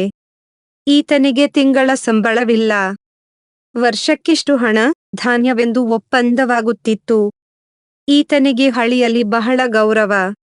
ಹಗಲು ಮಠವಾದರೆ, ರಾತ್ರಿ ಜನರಿಗೆ ಯಾವುದಾದರೂ ಪುರಾಣವನ್ನು ಓದಿ ಹೇಳುವುದು ಅಥವಾ ಭಜನೆ ಮಾಡುವುದು ನಿತ್ಯದ ಕೆಲಸವಾಗಿತ್ತು. ನವರಾತ್ರಿ ಹಬ್ಬ ಬರುವ ಮುಂಚೆ ಓದಯ್ಯ ತನ್ನ ಮಠದ ಹುಡುಗರಿಗೆ ಮಹಾನವಮಿ ಪದಗಳನ್ನು ರೂಢಿ ಮಾಡಿಸುತ್ತಿದ್ದ. ಈ ಮಕ್ಕಳ ತಂದೆ, ತಾಯಿಗಳು ನಮ್ಮುಡುಗ ಮಾರ್ನವಮಿ ಆಡ್ತಾನೆ ಎಂದು ಖುಷಿ ಪಡುತ್ತಿದ್ದರು. ಮಕ್ಕಳಿಗೆ ಮಹಾನವಮಿ ಪದ ಹಾಡಲೆಂದೇ ಹೊಸ ಬಟ್ಟೆ ಹೊಲಿಸುತ್ತಿದ್ದರು. ಸಾಧಾರಣವಾಗಿ ಮಖಮಲ್ಲು ಟೋಪಿ, ನಿಕ್ಕರು, ಶರಟು, ಕೋಟು ಮತ್ತು ಮೇಲೆ ಹಾಕಿಕೊಳ್ಳಲು ಒಂದು ಶಲ್ಯ ಇದು ಆ ಹುಡುಗರ ಉಡುಪು. ಪ್ರತಿಯೊಬ್ಬ ಹುಡುಗನ ಕೈಲೂ ಬಣ್ಣದ ಕೋಲು. ಉದ್ದನೆಯ ಕೋಲುಗಳಿಗೆ ಬಣ್ಣದ ಕಾಗದಗಳನ್ನು ಸುತ್ತಿ ಅವನ್ನು ಹುಡುಗರಿಗೆ ಕೊಡುತ್ತಿದ್ದರು. ಈ ಉಡುಪನ್ನು ಹಾಕಿಕೊಂಡು, ಬಣ್ಣದ ಕೋಲನ್ನು ಹಿಡಿದು ನಿಂತ ಮಕ್ಕಳು ಮಹಾನವಮಿ ಪದಗಳನ್ನು ಹಾಡುತ್ತಿದ್ದರು. ಈ ಹುಡುಗರನ್ನು ಓದಯ್ಯನವರು ತಮ್ಮ ಗ್ರಾಮದಲ್ಲಿ ಮನೆ ಮನೆಗೂ ಕರೆದುಕೊಂಡು ಹೋಗುತ್ತಿದ್ದರು. ಇದಕ್ಕೆ ಊರಾಡುವುದು ಎನ್ನುತ್ತಿದ್ದರು. ಪ್ರತಿ ಮನೆಯಲ್ಲಿಯೂ ಬಾಲಕರು ಹರಕೆಯ ಪದಗಳನ್ನು ಹಾಡುತ್ತಿದ್ದರು. ನಿಮಗೆ ಶುಭವಾಗಲಿ, ಸಮೃದ್ಧಿಯಾಗಲಿ, ನಿಮ್ಮ ಮನೆ ಬೆಳೆಯಲಿ, ತಂಪಾಗಿರಲಿ ಎಂದು ಈ ಬಾಲಕರು ಹಾಡಿ ಹಾರೈಸುತ್ತಿದ್ದರು. ಕಡಲೆ ಬೆಲ್ಲವು ಕೊಬ್ಬರಿ ನಮಗಾಗಬೇಕು. ಉಡುಗೊರೆಯು ವೀಳ್ಯ ನಮ್ಮಯ್ಯಗಳಿಗೆ ಬೇಕು. ಮಳೆ ಬಂದು ಬೆಳೆ ಬಂದು ಇಳೆ ತಣಿಯಲೆಂದು. ತಿಳಿಗೊಳಗಳು ಗೋವಳು ಕರೆಯಲೆಂದು. ನಳಿನ ಮುಖಿಯರು ಸುಪುತ್ರರ ಪಡೆಯಲೆಂದು. ಬಣ್ಣ ಬಂಗಾರ ಪುಣ್ಯವು ಹೆಚ್ಚಲೆಂದು. ಮಹಾನವಮಿ ಪದಗಳ ಹಾಡೆವು ಎಂದು ವಿಧ ವಿಧವಾಗಿ ಹಾಡುತ್ತಿದ್ದರು. ಈ ಬಾಲಕರು ಮೊದಲು ಊರಿನ ದೇವತೆಯನ್ನು ಹೊಗಳಿ ಪೂಜಿಸಿ ಅಲ್ಲಿಂದ ಸಾಮಾನ್ಯವಾಗಿ ಗೌಡರ ಮನೆಗೆ ಹೋಗುತ್ತಿದ್ದರು. ಆಗ ಗೌಡರನ್ನು ಕುರಿತೇ ಹಾಡುತ್ತಿದ್ದರು.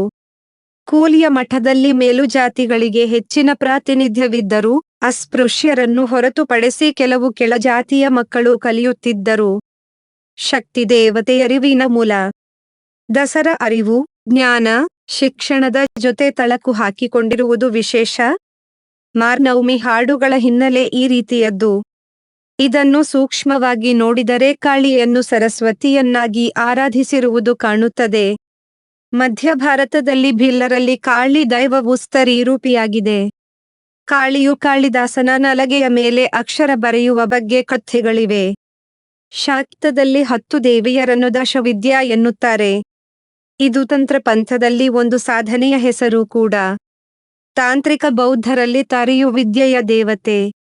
64 ಯೋಗಿನಿಯರಲ್ಲಿ ತಾರಾ ಮತ್ತು ಸರಸ್ವತಿಯರಿದ್ದಾರೆ. ತಾರೆಯ ಮೂಲ ರೂಪ ಎನ್ನಲಾಗುವ ಕೊಲ್ಲೂರಿನ ಮೂಕಾಂಬಿಕೆ ಗುಡಿಯಲ್ಲಿ ಮಕ್ಕಳಿಗೆ ಮೊದಲ ಅಕ್ಷರ ಬರೆಸುವ ಪದ್ಧತಿ ಇದೆ. ಕುಶಲಕರ್ಮಿ ವರ್ಗಗಳು ಹಾಡುವ ಈ ಪದಗಳಲ್ಲಿ ತಮ್ಮ ಶ್ರಮ ಮತ್ತು ಕರ್ಮಜ್ಞಾನದ ಹಿಂದೆ ಶಕ್ತಿ ದೈವದ ಕೃಪೆ ಇರುವ ನಂಬಿಕೆ ಇದೆ. ಸಮಾಜಕ್ಕೆ ಅಗತ್ಯವಾದ ಸರಕು ಮತ್ತು ಸೇವೆ ಉತ್ಪಾದಿಸುವ ಪ್ರಕ್ರಿಯೆಯಲ್ಲಿ ಹುಟ್ಟುವ ಜ್ಞಾನಕ್ಕೆ ಇಲ್ಲಿ ಭಕ್ತಿ ರೂಪ ತೊಡಿಸಲಾಗಿದೆ. ಈ ದೃಷ್ಟಿಯಿಂದ ಮುದ್ದೆಗಮ್ಮಾರರು ಕಾಯಿಯ ಮೇಲೆ ಕಟ್ಟಿರುವ ಹಾಡುಗಳನ್ನು ಗಮನಿಸಬೇಕು. ನಾಲಿಗೆಯೊಂದೇ ಲಕ್ಷಾಣ ಕಡೆಯಿಡದು ಓದ್ಯಾವ ಕಾಳಮ್ಮನ ಮೊದಲಿಂದ. ಹೊತ್ತಿಗೆ ಕೊಟ್ಟೆವ್ವ ಹೊತ್ತೀಲಿ ನಿಂತೆವ್ವ, ವಾಲಿಯ ಕೊಟ್ಟೆವ್ವ ವಾರೀಲಿ ನಿಂತೆವ್ವ ಮುಂತಾದ ವರ್ಣನೆ ಇಲ್ಲಿವೆ. ಇಲ್ಲಿನ ನಾಲಿಗೆ, ಒಡು, ಓಲೆ ಹಾಗೂ ಹೊತ್ತಿಗೆಗಳು ವಿದ್ಯೆಯ ಮೌಖಿಕ ಮತ್ತು ಅಕ್ಷರ ರೂಪಗಳೆರಡಕ್ಕೂ ಸೇರಿಕೆಯಾದವು. ದೇವಿಯು ಸಮುದಾಯಕ್ಕೆ ಹೊತ್ತಿಗೆಯನ್ನು ಸರಿಯಾದ ಹೊತ್ತಲ್ಲಿ ಕೊಟ್ಟಿದ್ದಾಳೆ. ಒಲೆಯನ್ನು ಕೈಗಿಟ್ಟು ಪಕ್ಕದಲ್ಲೇ ನಿಂತಿದ್ದಾಳೆ. ಇಲ್ಲಿರುವ ಕಾಲ, ಹೊತ್ತು ಮತ್ತು ಸ್ಥಳದ ಚೌಕಟ್ಟಿನಲ್ಲಿ ವಿದ್ಯೆಯ ಕಲ್ಪನೆಯು ಕೇವಲ ಭಕ್ತಿಯಾಗಿಲ್ಲ. ಕಸುಬುದಾರರ ವೃತ್ತಿಜ್ಞಾನ ಮತ್ತು ಪ್ರಾಯೋಗಿಕ ಅನುಭವವನ್ನು ದೈವದ ಜೊತೆಗೆ ಏಕೀಭವಿಸುತ್ತಿದೆ. ಕುಶಲಕರ್ಮಿಗಳ ಕುಶಲತೆ ಸ್ತ್ರೀಯರ ನೆರವಿಲ್ಲದೆ ಪೂರ್ಣಗೊಳ್ಳದು. ಹೀಗಾಗಿ ಈ ವರ್ಗಗಳು ವಿದ್ಯೆಯ ಮೂಲವನ್ನು ದೇಹಶ್ರಮ ಸಂಬಂಧವಿಲ್ಲದ ಸರಸ್ವತಿಯಲ್ಲಿ ಕಾಣದೆ, ದೈಹಿಕ ಬೌದ್ಧಿಕ ಶ್ರಮದ ಜೊತೆ ಗಾಢ ಅಲಗತ್ತುಳ್ಳ ಕಾಳಿಯಲ್ಲಿ ಗುರುತಿಸುತ್ತವೆ ಎಂದು ಸಂಸ್ಕೃತಿ ಚಿಂತಕರಾದ ರಹಮತ್ ತರೀಕೆರೆ ಅವರು ವಿಶ್ಲೇಷಿಸುತ್ತಾರೆ. ಹೀಗಾಗಿ ಮಾರ್ನವಮಿ ಪದಗಳು ಅಕ್ಷರಾಭ್ಯಾಸದ ಜೊತೆ ಬೆರೆತಿವೆ. ಹೀಗೆ ಶಾಕ್ತೆಯ ದೇವತೆಗಳನ್ನು ಜ್ಞಾನಮೂಲವೆಂಬ ನಂಬಿಕೆಯು ಆಚರಣೆಯ ರೂಪದಲ್ಲಿ ಮುಂದುವರೆದಿದೆ. ಕಾಳಗದನುಕರಣೆ. ಶಾಕ್ತ ದೈವಗಳಿಗೂ ಕಾಳಗಕ್ಕೂ ಸಂಬಂಧವಿದೆ. ಪ್ರಾಚೀನ ಶಾಸನಗಳಲ್ಲಿ ಯೋಗಿನಿಯರನ್ನು ಭೈರವಿ ಎಂದು ಕರೆದಿರುವುದೂ ಇದೆ. ಹಾಗಾಗಿ ಕಾಳಿ ಯುದ್ಧ ದೇವತೆ. ಯುದ್ಧಕ್ಕೆ ಹೊರಡುವ ಮುನ್ನ ಕಾಳಿಯನ್ನು ಆರಾಧನೆ ಮಾಡುವುದು ಸಾಮಾನ್ಯವಾಗಿತ್ತು. ಕಾಳಿ ರೌದ್ರದೇವತೆ. ಬಲಿಯನ್ನು ಪಡೆದು ರಕ್ತವನ್ನು ಪ್ರಸಾದವನ್ನಾಗಿ ಸ್ವೀಕರಿಸಿ ಸಾಂಕೇತಿಕವಾಗಿ ರುಂಡಮಾಲೆಯನ್ನು ಹಾಕುವವಳು. ಅಂತೆಯೇ ಕಾಳಿಗೂ ರಕ್ತಬೀಜಾಸುರನಿಗೂ ಯುದ್ಧವಾದಾಗ ಜನ್ಮ ತಳೆದವರು ಉತ್ತರ ಭಾರತ ಠಕ್ಕ ಸಮುದಾಯ ಎನ್ನುವ ನಂಬಿಕೆಯೂ ಇದೆ. ಈಗಲೂ ದಸರಾ ಹಬ್ಬದಲ್ಲಿ ಕಾಳಗಗಳ ಅನುಕರಣೆ ಮಾಡುವುದು ನಡೆಯುತ್ತದೆ. ಆಂಧ್ರದ ಕರ್ನೂಲು, ಅದೋನಿ ಭಾಗದಲ್ಲಿ ಬನ್ನಿ ಹಬ್ಬದಲ್ಲಿ ವ್ಯಾಪಕವಾದ ಕೋಲಿನ ಕಾಳಗಗಳು ನಡೆಯುತ್ತವೆ. ಶಿವನು ಭೈರವನ ರೂಪದಲ್ಲಿ ಮಣ್ಣಿ ಮತ್ತು ಮಲ್ಲಾಸುರ ಎಂಬ 2 ರಾಕ್ಷಸರನ್ನು ಕೋಲುಗಳಿಂದ ಹೊಡೆದು ಕೊಂದನು ಎಂಬ ನಂಬಿಕೆ ಈ ಆಚರಣೆಯ ಹಿಂದಿದೆ. ಕೆಲವು ಗ್ರಾಮಗಳ ಪುರುಷರು ಮಲ್ಲೇಶ್ವರ ಸ್ವಾಮಿಯ ವಿಗ್ರಹಗಳನ್ನು ಹೊತ್ತು ನಡೆಯಲು ಪ್ರಾರಂಭಿಸುತ್ತಾರೆ.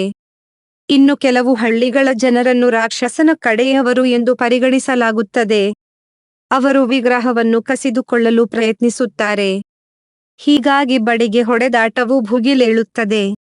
ಕರ್ನೂಲು ಭಾಗದ ದೇವರಗಟ್ಟು ಗ್ರಾಮದ ಸುತ್ತಮುತ್ತಲಿನ 11 ಗ್ರಾಮಗಳ ಜನರು ದೊಡ್ಡ ಸಂಖ್ಯೆಯಲ್ಲಿ ಸೇರುತ್ತಾರೆ. ಈ ಹೊಡೆದಾಟದಿಂದ ನೂರಾರು ಜನರು ಗಾಯಗೊಂಡು ಆಸ್ಪತ್ರೆ ಸೇರುವ ಪ್ರಕರಣಗಳು ನಡೆದಿವೆ. ಆಂಧ್ರ ಪ್ರದೇಶದ ಗಡಿಯನ್ನು ಹಂಚಿಕೊಂಡ ಸಿರಗುಪ್ಪ ಭಾಗದಲ್ಲಿ ಕೆಲವೆಡೆ ಈ ಬಗೆಯ ಕಾಳಗದ ಅನುಕರಣೆ ಈಗಲೂ ನಡೆಯುತ್ತದೆ. ಸಿರಗುಪ್ಪ ತಾಲ್ಲೂಕಿನ ಹೊಳೆಗುಂದ ಗ್ರಾಮದಲ್ಲಿ ವಿಜಯದಶಮಿಗೆ ಮಲ್ಲೇಶ್ವರ ಸ್ವಾಮಿಯ ಉತ್ಸವ ಆಗುತ್ತದೆ. ಈ ಸಂದರ್ಭದಲ್ಲಿ ಕರಣಿಕ ಹೇಳಲಾಗುತ್ತದೆ. ಮೈಲಾರದ ಕರಣಿಕ ಹೋಲುವ ಈ ಕರಣಿಕ ಕೇಳಲು ಆಂಧ್ರ, ತೆಲಂಗಾಣ ಮತ್ತು ಕರ್ನಾಟಕದ ನೂರಾರು ಹಳ್ಳಿಗಳು ಸೇರುತ್ತವೆ. ಆ ದಿನ ಕಾದಾಟ ಅಥವಾ ಕಾಳಗ ನೆನಪಿಸುವ ಬಡಿಗೆ ಹೊಡೆದಾಟದ ಆಚರಣೆ ಇರುತ್ತದೆ. ಹೀಗೆ ಬಡಿಗೆ ಹಿಡಿದು ಬಳಿದಾಡುವ ಆಚರಣೆ ಒಮ್ಮೊಮ್ಮೆ ಸಂಘರ್ಷಕ್ಕೂ ಕಾರಣವಾಗಿದೆ. ಹಾಗಾಗಿ ಈ ಹಬ್ಬಕ್ಕೆ ಪೊಲೀಸರ ಕಟ್ಟೆಚ್ಚರ ಇರುತ್ತದೆ. ವಿಜಯದ ಸಂಕೇತ. ಮೊದಲೇ ಉಲ್ಲೇಖಿಸಿದಂತೆ ವಿಜಯದ ನೆನಪಿಗೆ ಕಟ್ಟಿದ ಸ್ಮಾರಕ ಮಹಾನವಮಿ ದಿಬ್ಬ. ಈಗಲೂ ವಿಜಯನಗರ ಕಾಲದ ರಾಜ ವೈಭವದಲ್ಲಿ ನಡೆಯುತ್ತಿದ್ದ ವಿಜಯದಶಮಿಯನ್ನು ನೆನಪಿಸುತ್ತದೆ. ಶ್ರೀಕೃಷ್ಣದೇವರಾಯನು ಒಡಿಶಾದ ಉದಯಗಿರಿಯಲ್ಲಿ ನಡೆದ ಯುದ್ಧದ ವಿಜಯದ ಸಂಕೇತವಾಗಿ ಈ ದಿಬ್ಬವನ್ನು ನಿರ್ಮಿಸಿರುವುದು ಐತಿಹಾಸಿಕ ದಾಖಲೆಗಳಿಂದ ತಿಳಿಯುತ್ತದೆ. ನಂತರದ ದಿನಗಳಲ್ಲಿ ವಿಜಯದಶಮಿಯಂದು ರಾಜ ಪರಿವಾರ ಈ ದಿಬ್ಬದ ಮೇಲೆ ಕುಳಿತು ದಸರಾ ವೈಭವವನ್ನು ವೀಕ್ಷಿಸುತ್ತಿದ್ದಂತೆ ಕಾಣುತ್ತದೆ. ದಿಬ್ಬದ 4 ಬದಿಗೆ ಕೆತ್ತಲ್ಪಟ್ಟ ಉಬ್ಬು ಶಿಲ್ಪಗಳು ವಿಜಯದಶಮಿ ಸಂಭ್ರಮದ ಹಲವು ಆಯಾಮಗಳಿಗೆ ಸಾಕ್ಷಿಯಾಗಿವೆ. ನಾಲ್ವಡಿ ಚಾಮರಾಜನ ಮಗ ರಾಜ ಒಡೆಯರ 1578 ಇನದ 1610 ವಿಜಯನಗರದ ಸ್ಥಳೀಯ ಸೈನ್ಯವನ್ನು ಸೋಲಿಸುತ್ತಾನೆ. ಈ ಯಶಸ್ಸಿಗೆ ಕೃತಜ್ಞತೆ ಸಲ್ಲಿಸುವ ಭಾಗವಾಗಿ ಸ್ಥಳೀಯ ದೈವವಾಗಿದ್ದ ಚಾಮುಂಡಿಯ ಭಕ್ತನಾಗುತ್ತಾನೆ. ಅವನಿಗೆ ದೇವಿಯ ಕರ್ಣಾಭರಣ ಎಂದು ಹೆಸರಿತ್ತು. ಒಮ್ಮೆ ಆತ ವಿಜಯನಗರದ ದೊರೆ ತಿರುಮಲ ನಾಯಕನನ್ನು ನವರಾತ್ರಿಯ ಉತ್ಸವಕ್ಕೆಂದು ಆಹ್ವಾನಿಸಿ ಉಪಾಯದಿಂದ ಹಿಡಿದು ಹಾಕಿ ಶ್ರೀರಂಗಪಟ್ಟಣವನ್ನು ವಶಪಡಿಸಿಕೊಂಡು ಸ್ವತಂತ್ರ ದೊರೆತನ ಘೋಷಣೆ ಮಾಡಿಕೊಳ್ಳುತ್ತಾನೆ. ಈ ವಿಜಯದ ಸಂಕೇತವಾಗಿ ವಿಜಯನಗರದ ಮಾದರಿಯಲ್ಲಿ ನವರಾತ್ರಿ ಉತ್ಸವ ಆರಂಭಿಸುತ್ತಾನೆ. ಅದುವೇ ಇಂದು ಜನಪ್ರಿಯವಾಗಿ ಆಚರಣೆಗೊಳ್ಳುವ ಮೈಸೂರು ದಸರಾ. ಈ ಉತ್ಸವವು ವಾಸ್ತವವಾಗಿ ಸೈನಿಕ ಶಕ್ತಿ ಪ್ರದರ್ಶನ ಮಾಡುವ ಮಿಲಿಟರಿ ಕಾರ್ಯಕ್ರಮವೂ ಆಗಿತ್ತು. ಹೀಗೆ ಒಡೆಯರು ವಿಜಯದಶಮಿಯನ್ನು ತಮ್ಮನ್ನು ಆಳುತ್ತಿದ್ದ ವಿಜಯನಗರದಿಂದ ಪಡೆಯುತ್ತಾರೆ. ಆದರೆ ವಿಜಯನಗರದ ಅರಸರನ್ನು ಸೋಲಿಸಿ ಸ್ವತಂತ್ರ ಅರಸರಾದ ನಂತರ ವಿಜಯದಶಮಿಯನ್ನು ಆಚರಿಸುತ್ತಾರೆ. ವಿಜಯದಶಮಿ ಹೆಸರನ್ನು ನೋಡಿದರೆ ಶಾಕ್ತದೇವಿಯರ ವಿಜಯದ ಕಥೆಗಳಿಗೂ ಒಂದು ಸಂಬಂಧವಿದ್ದಂತೆ ಕಾಣುತ್ತದೆ.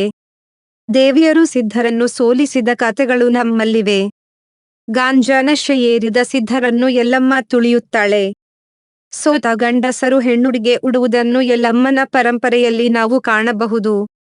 ಯುದ್ಧದಲ್ಲಿ ವಿಜಯವು ಸಿಗಲಿ ಎಂದು ಬನ್ನಿಮರವನ್ನು ಆರಾಧಿಸುವುದು ಅಥವಾ ಯುದ್ಧದಲ್ಲಿ ಪಡೆದ ವಿಜಯದ ಸಂಕೇತವಾಗಿ ಕಾಳಿಯನ್ನು ಆರಾಧಿಸುವುದು ಇವೆಲ್ಲ ಹಲವು ಬಗೆಯ ವಿಜಯದ ಗೆಲುವಿನ ಕಥೆಗಳನ್ನು ಹಿನ್ನೆಲೆಯನ್ನಾಗಿಸಿಕೊಂಡಿವೆ.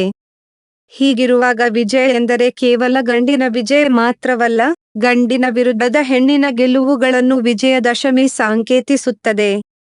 ದುರ್ಗೆ ಮತ್ತು ಮಹಿಷಾಸುರ ಮರ್ದಿನಿಯರು ದೇವಲೋಕವನ್ನು ಕಾಯಲು ರಕ್ಕಸರನ್ನು ಕೊಳ್ಳುವ ಕಥನಗಳನ್ನು ಇದಕ್ಕೆ ಜೋಡಿಸಬಹುದು. ಜನಪದ ಚಾಮುಂಡಿ ಮಹಿಷಾಸುರನ ಸಂಹಾರ ಮಾಡುವ ಕಥೆ ಕೂಡ ಈ ಹಿನ್ನೆಲೆಯಲ್ಲಿ ಹುಟ್ಟಿರಬೇಕು. ಸಮುದಾಯಗಳಲ್ಲಿ ಬಹುರೂಪ.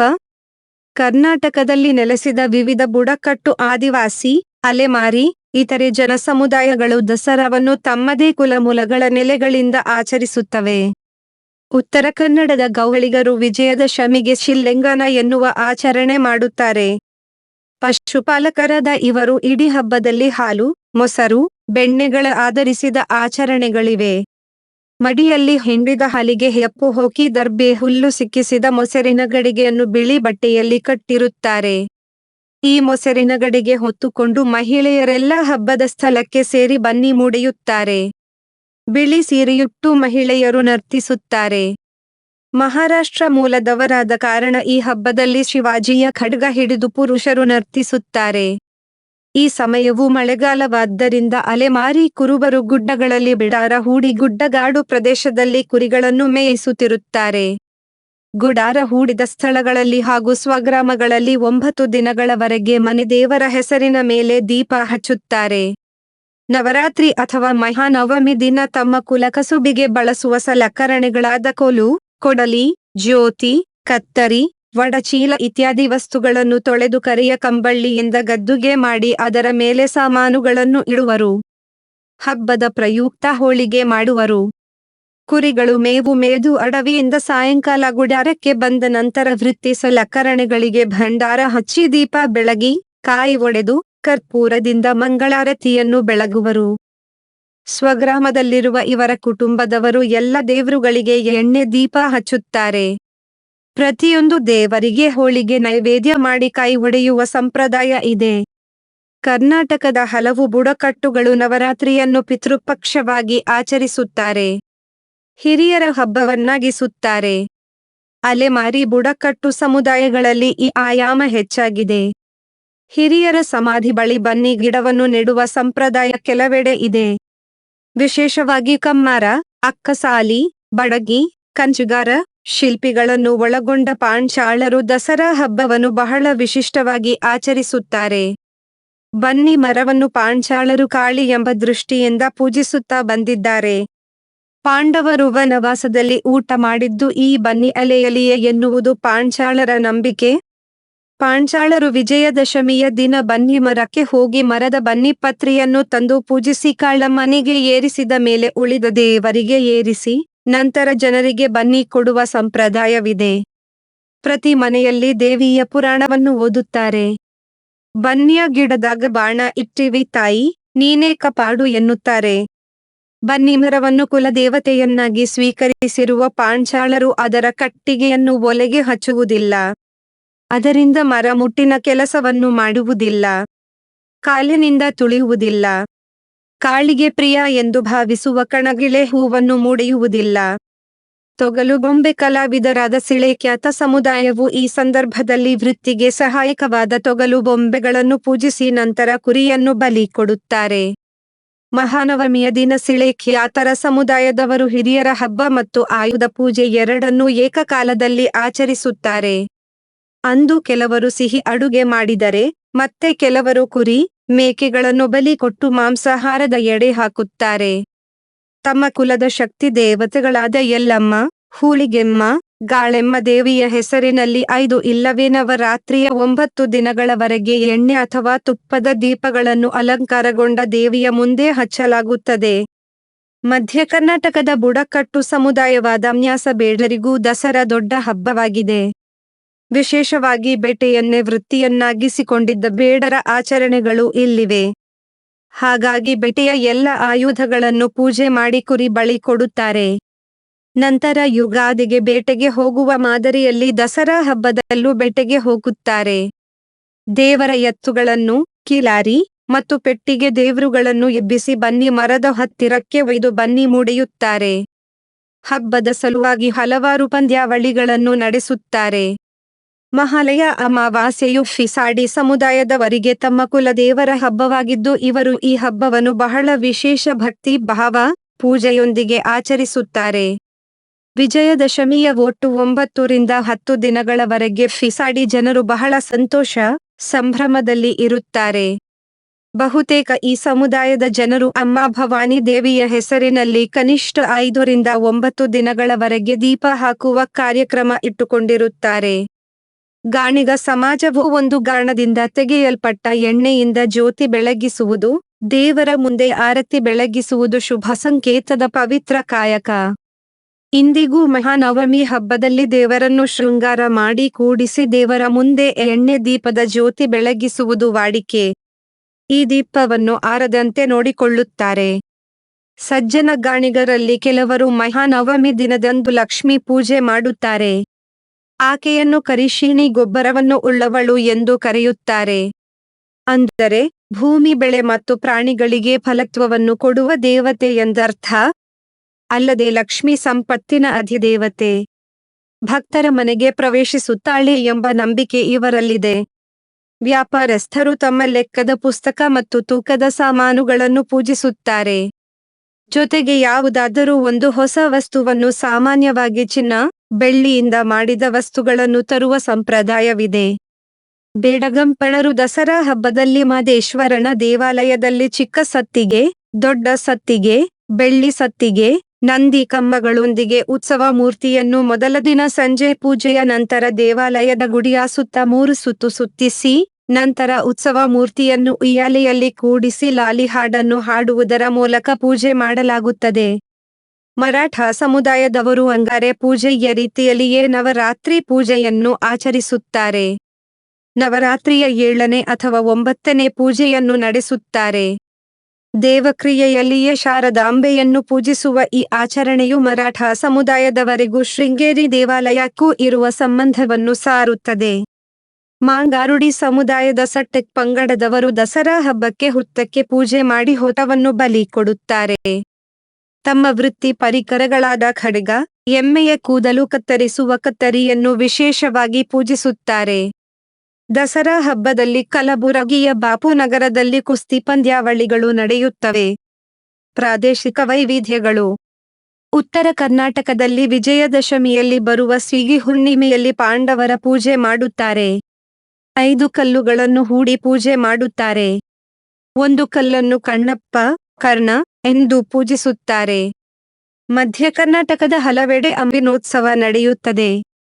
ಹಿರಿಯೂರು ತಾಲ್ಲೂಕಿನ ಆದಿವಾಲದ ಯರಗುಂಟೇಶ್ವರ ಕೂನಿಕೆರೆ ಗ್ರಾಮದ ಆಂಜನೇಯ ಸ್ವಾಮಿ, ವದ್ದಿಕೆರೆಯ ಭೈರವ, ಗಳವು ಭಾಗಿ ಲಕ್ಷ್ಮೀರಂಗಸ್ವಾಮಿ ಮುಂತಾದ ಕಡೆಗಳಲ್ಲಿ ದಸರಾ ಹಬ್ಬದ ಕೊನೆಯ ದಿನ ಅಂಬಿನೋತ್ಸವ ಆಚರಿಸಲಾಗುತ್ತದೆ.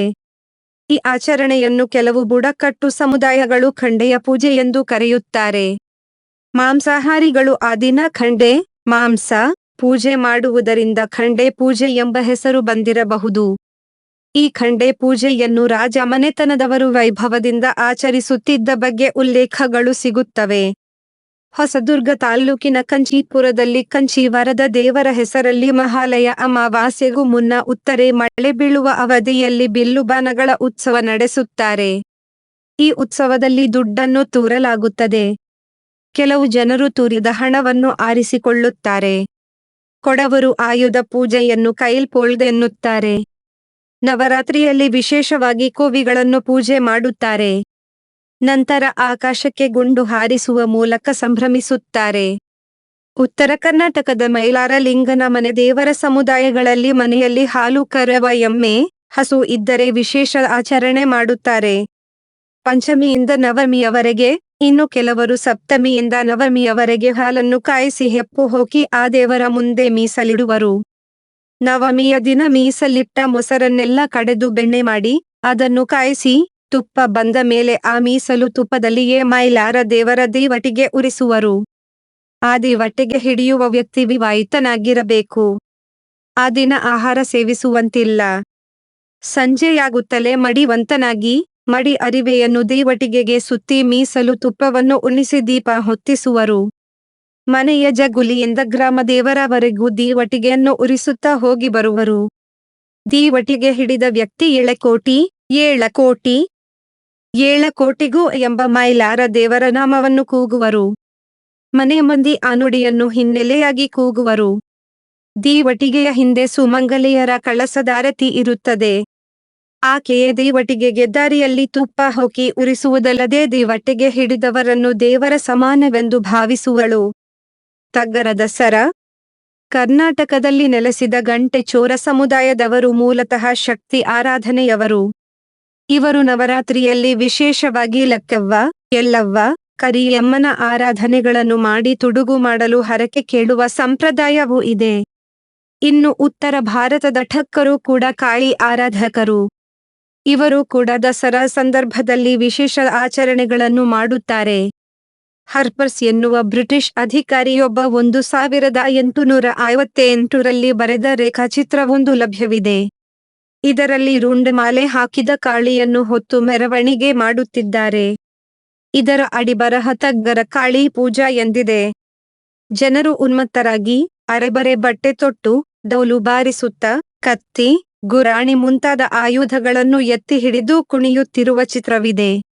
ಇದೊಂದು ತಗ್ಗರ ದಸರಾ ಆಚರಣೆಯನ್ನು ದೃಶ್ಯೀಕರಿಸುವ ಪ್ರಯತ್ನದಂತೆ ಕಾಣುತ್ತದೆ. ಆಯುಧ ಪೂಜೆಯೋ, ವೃತ್ತಿಪರಿಕರಗಳ ಪೂಜೆಯೋ?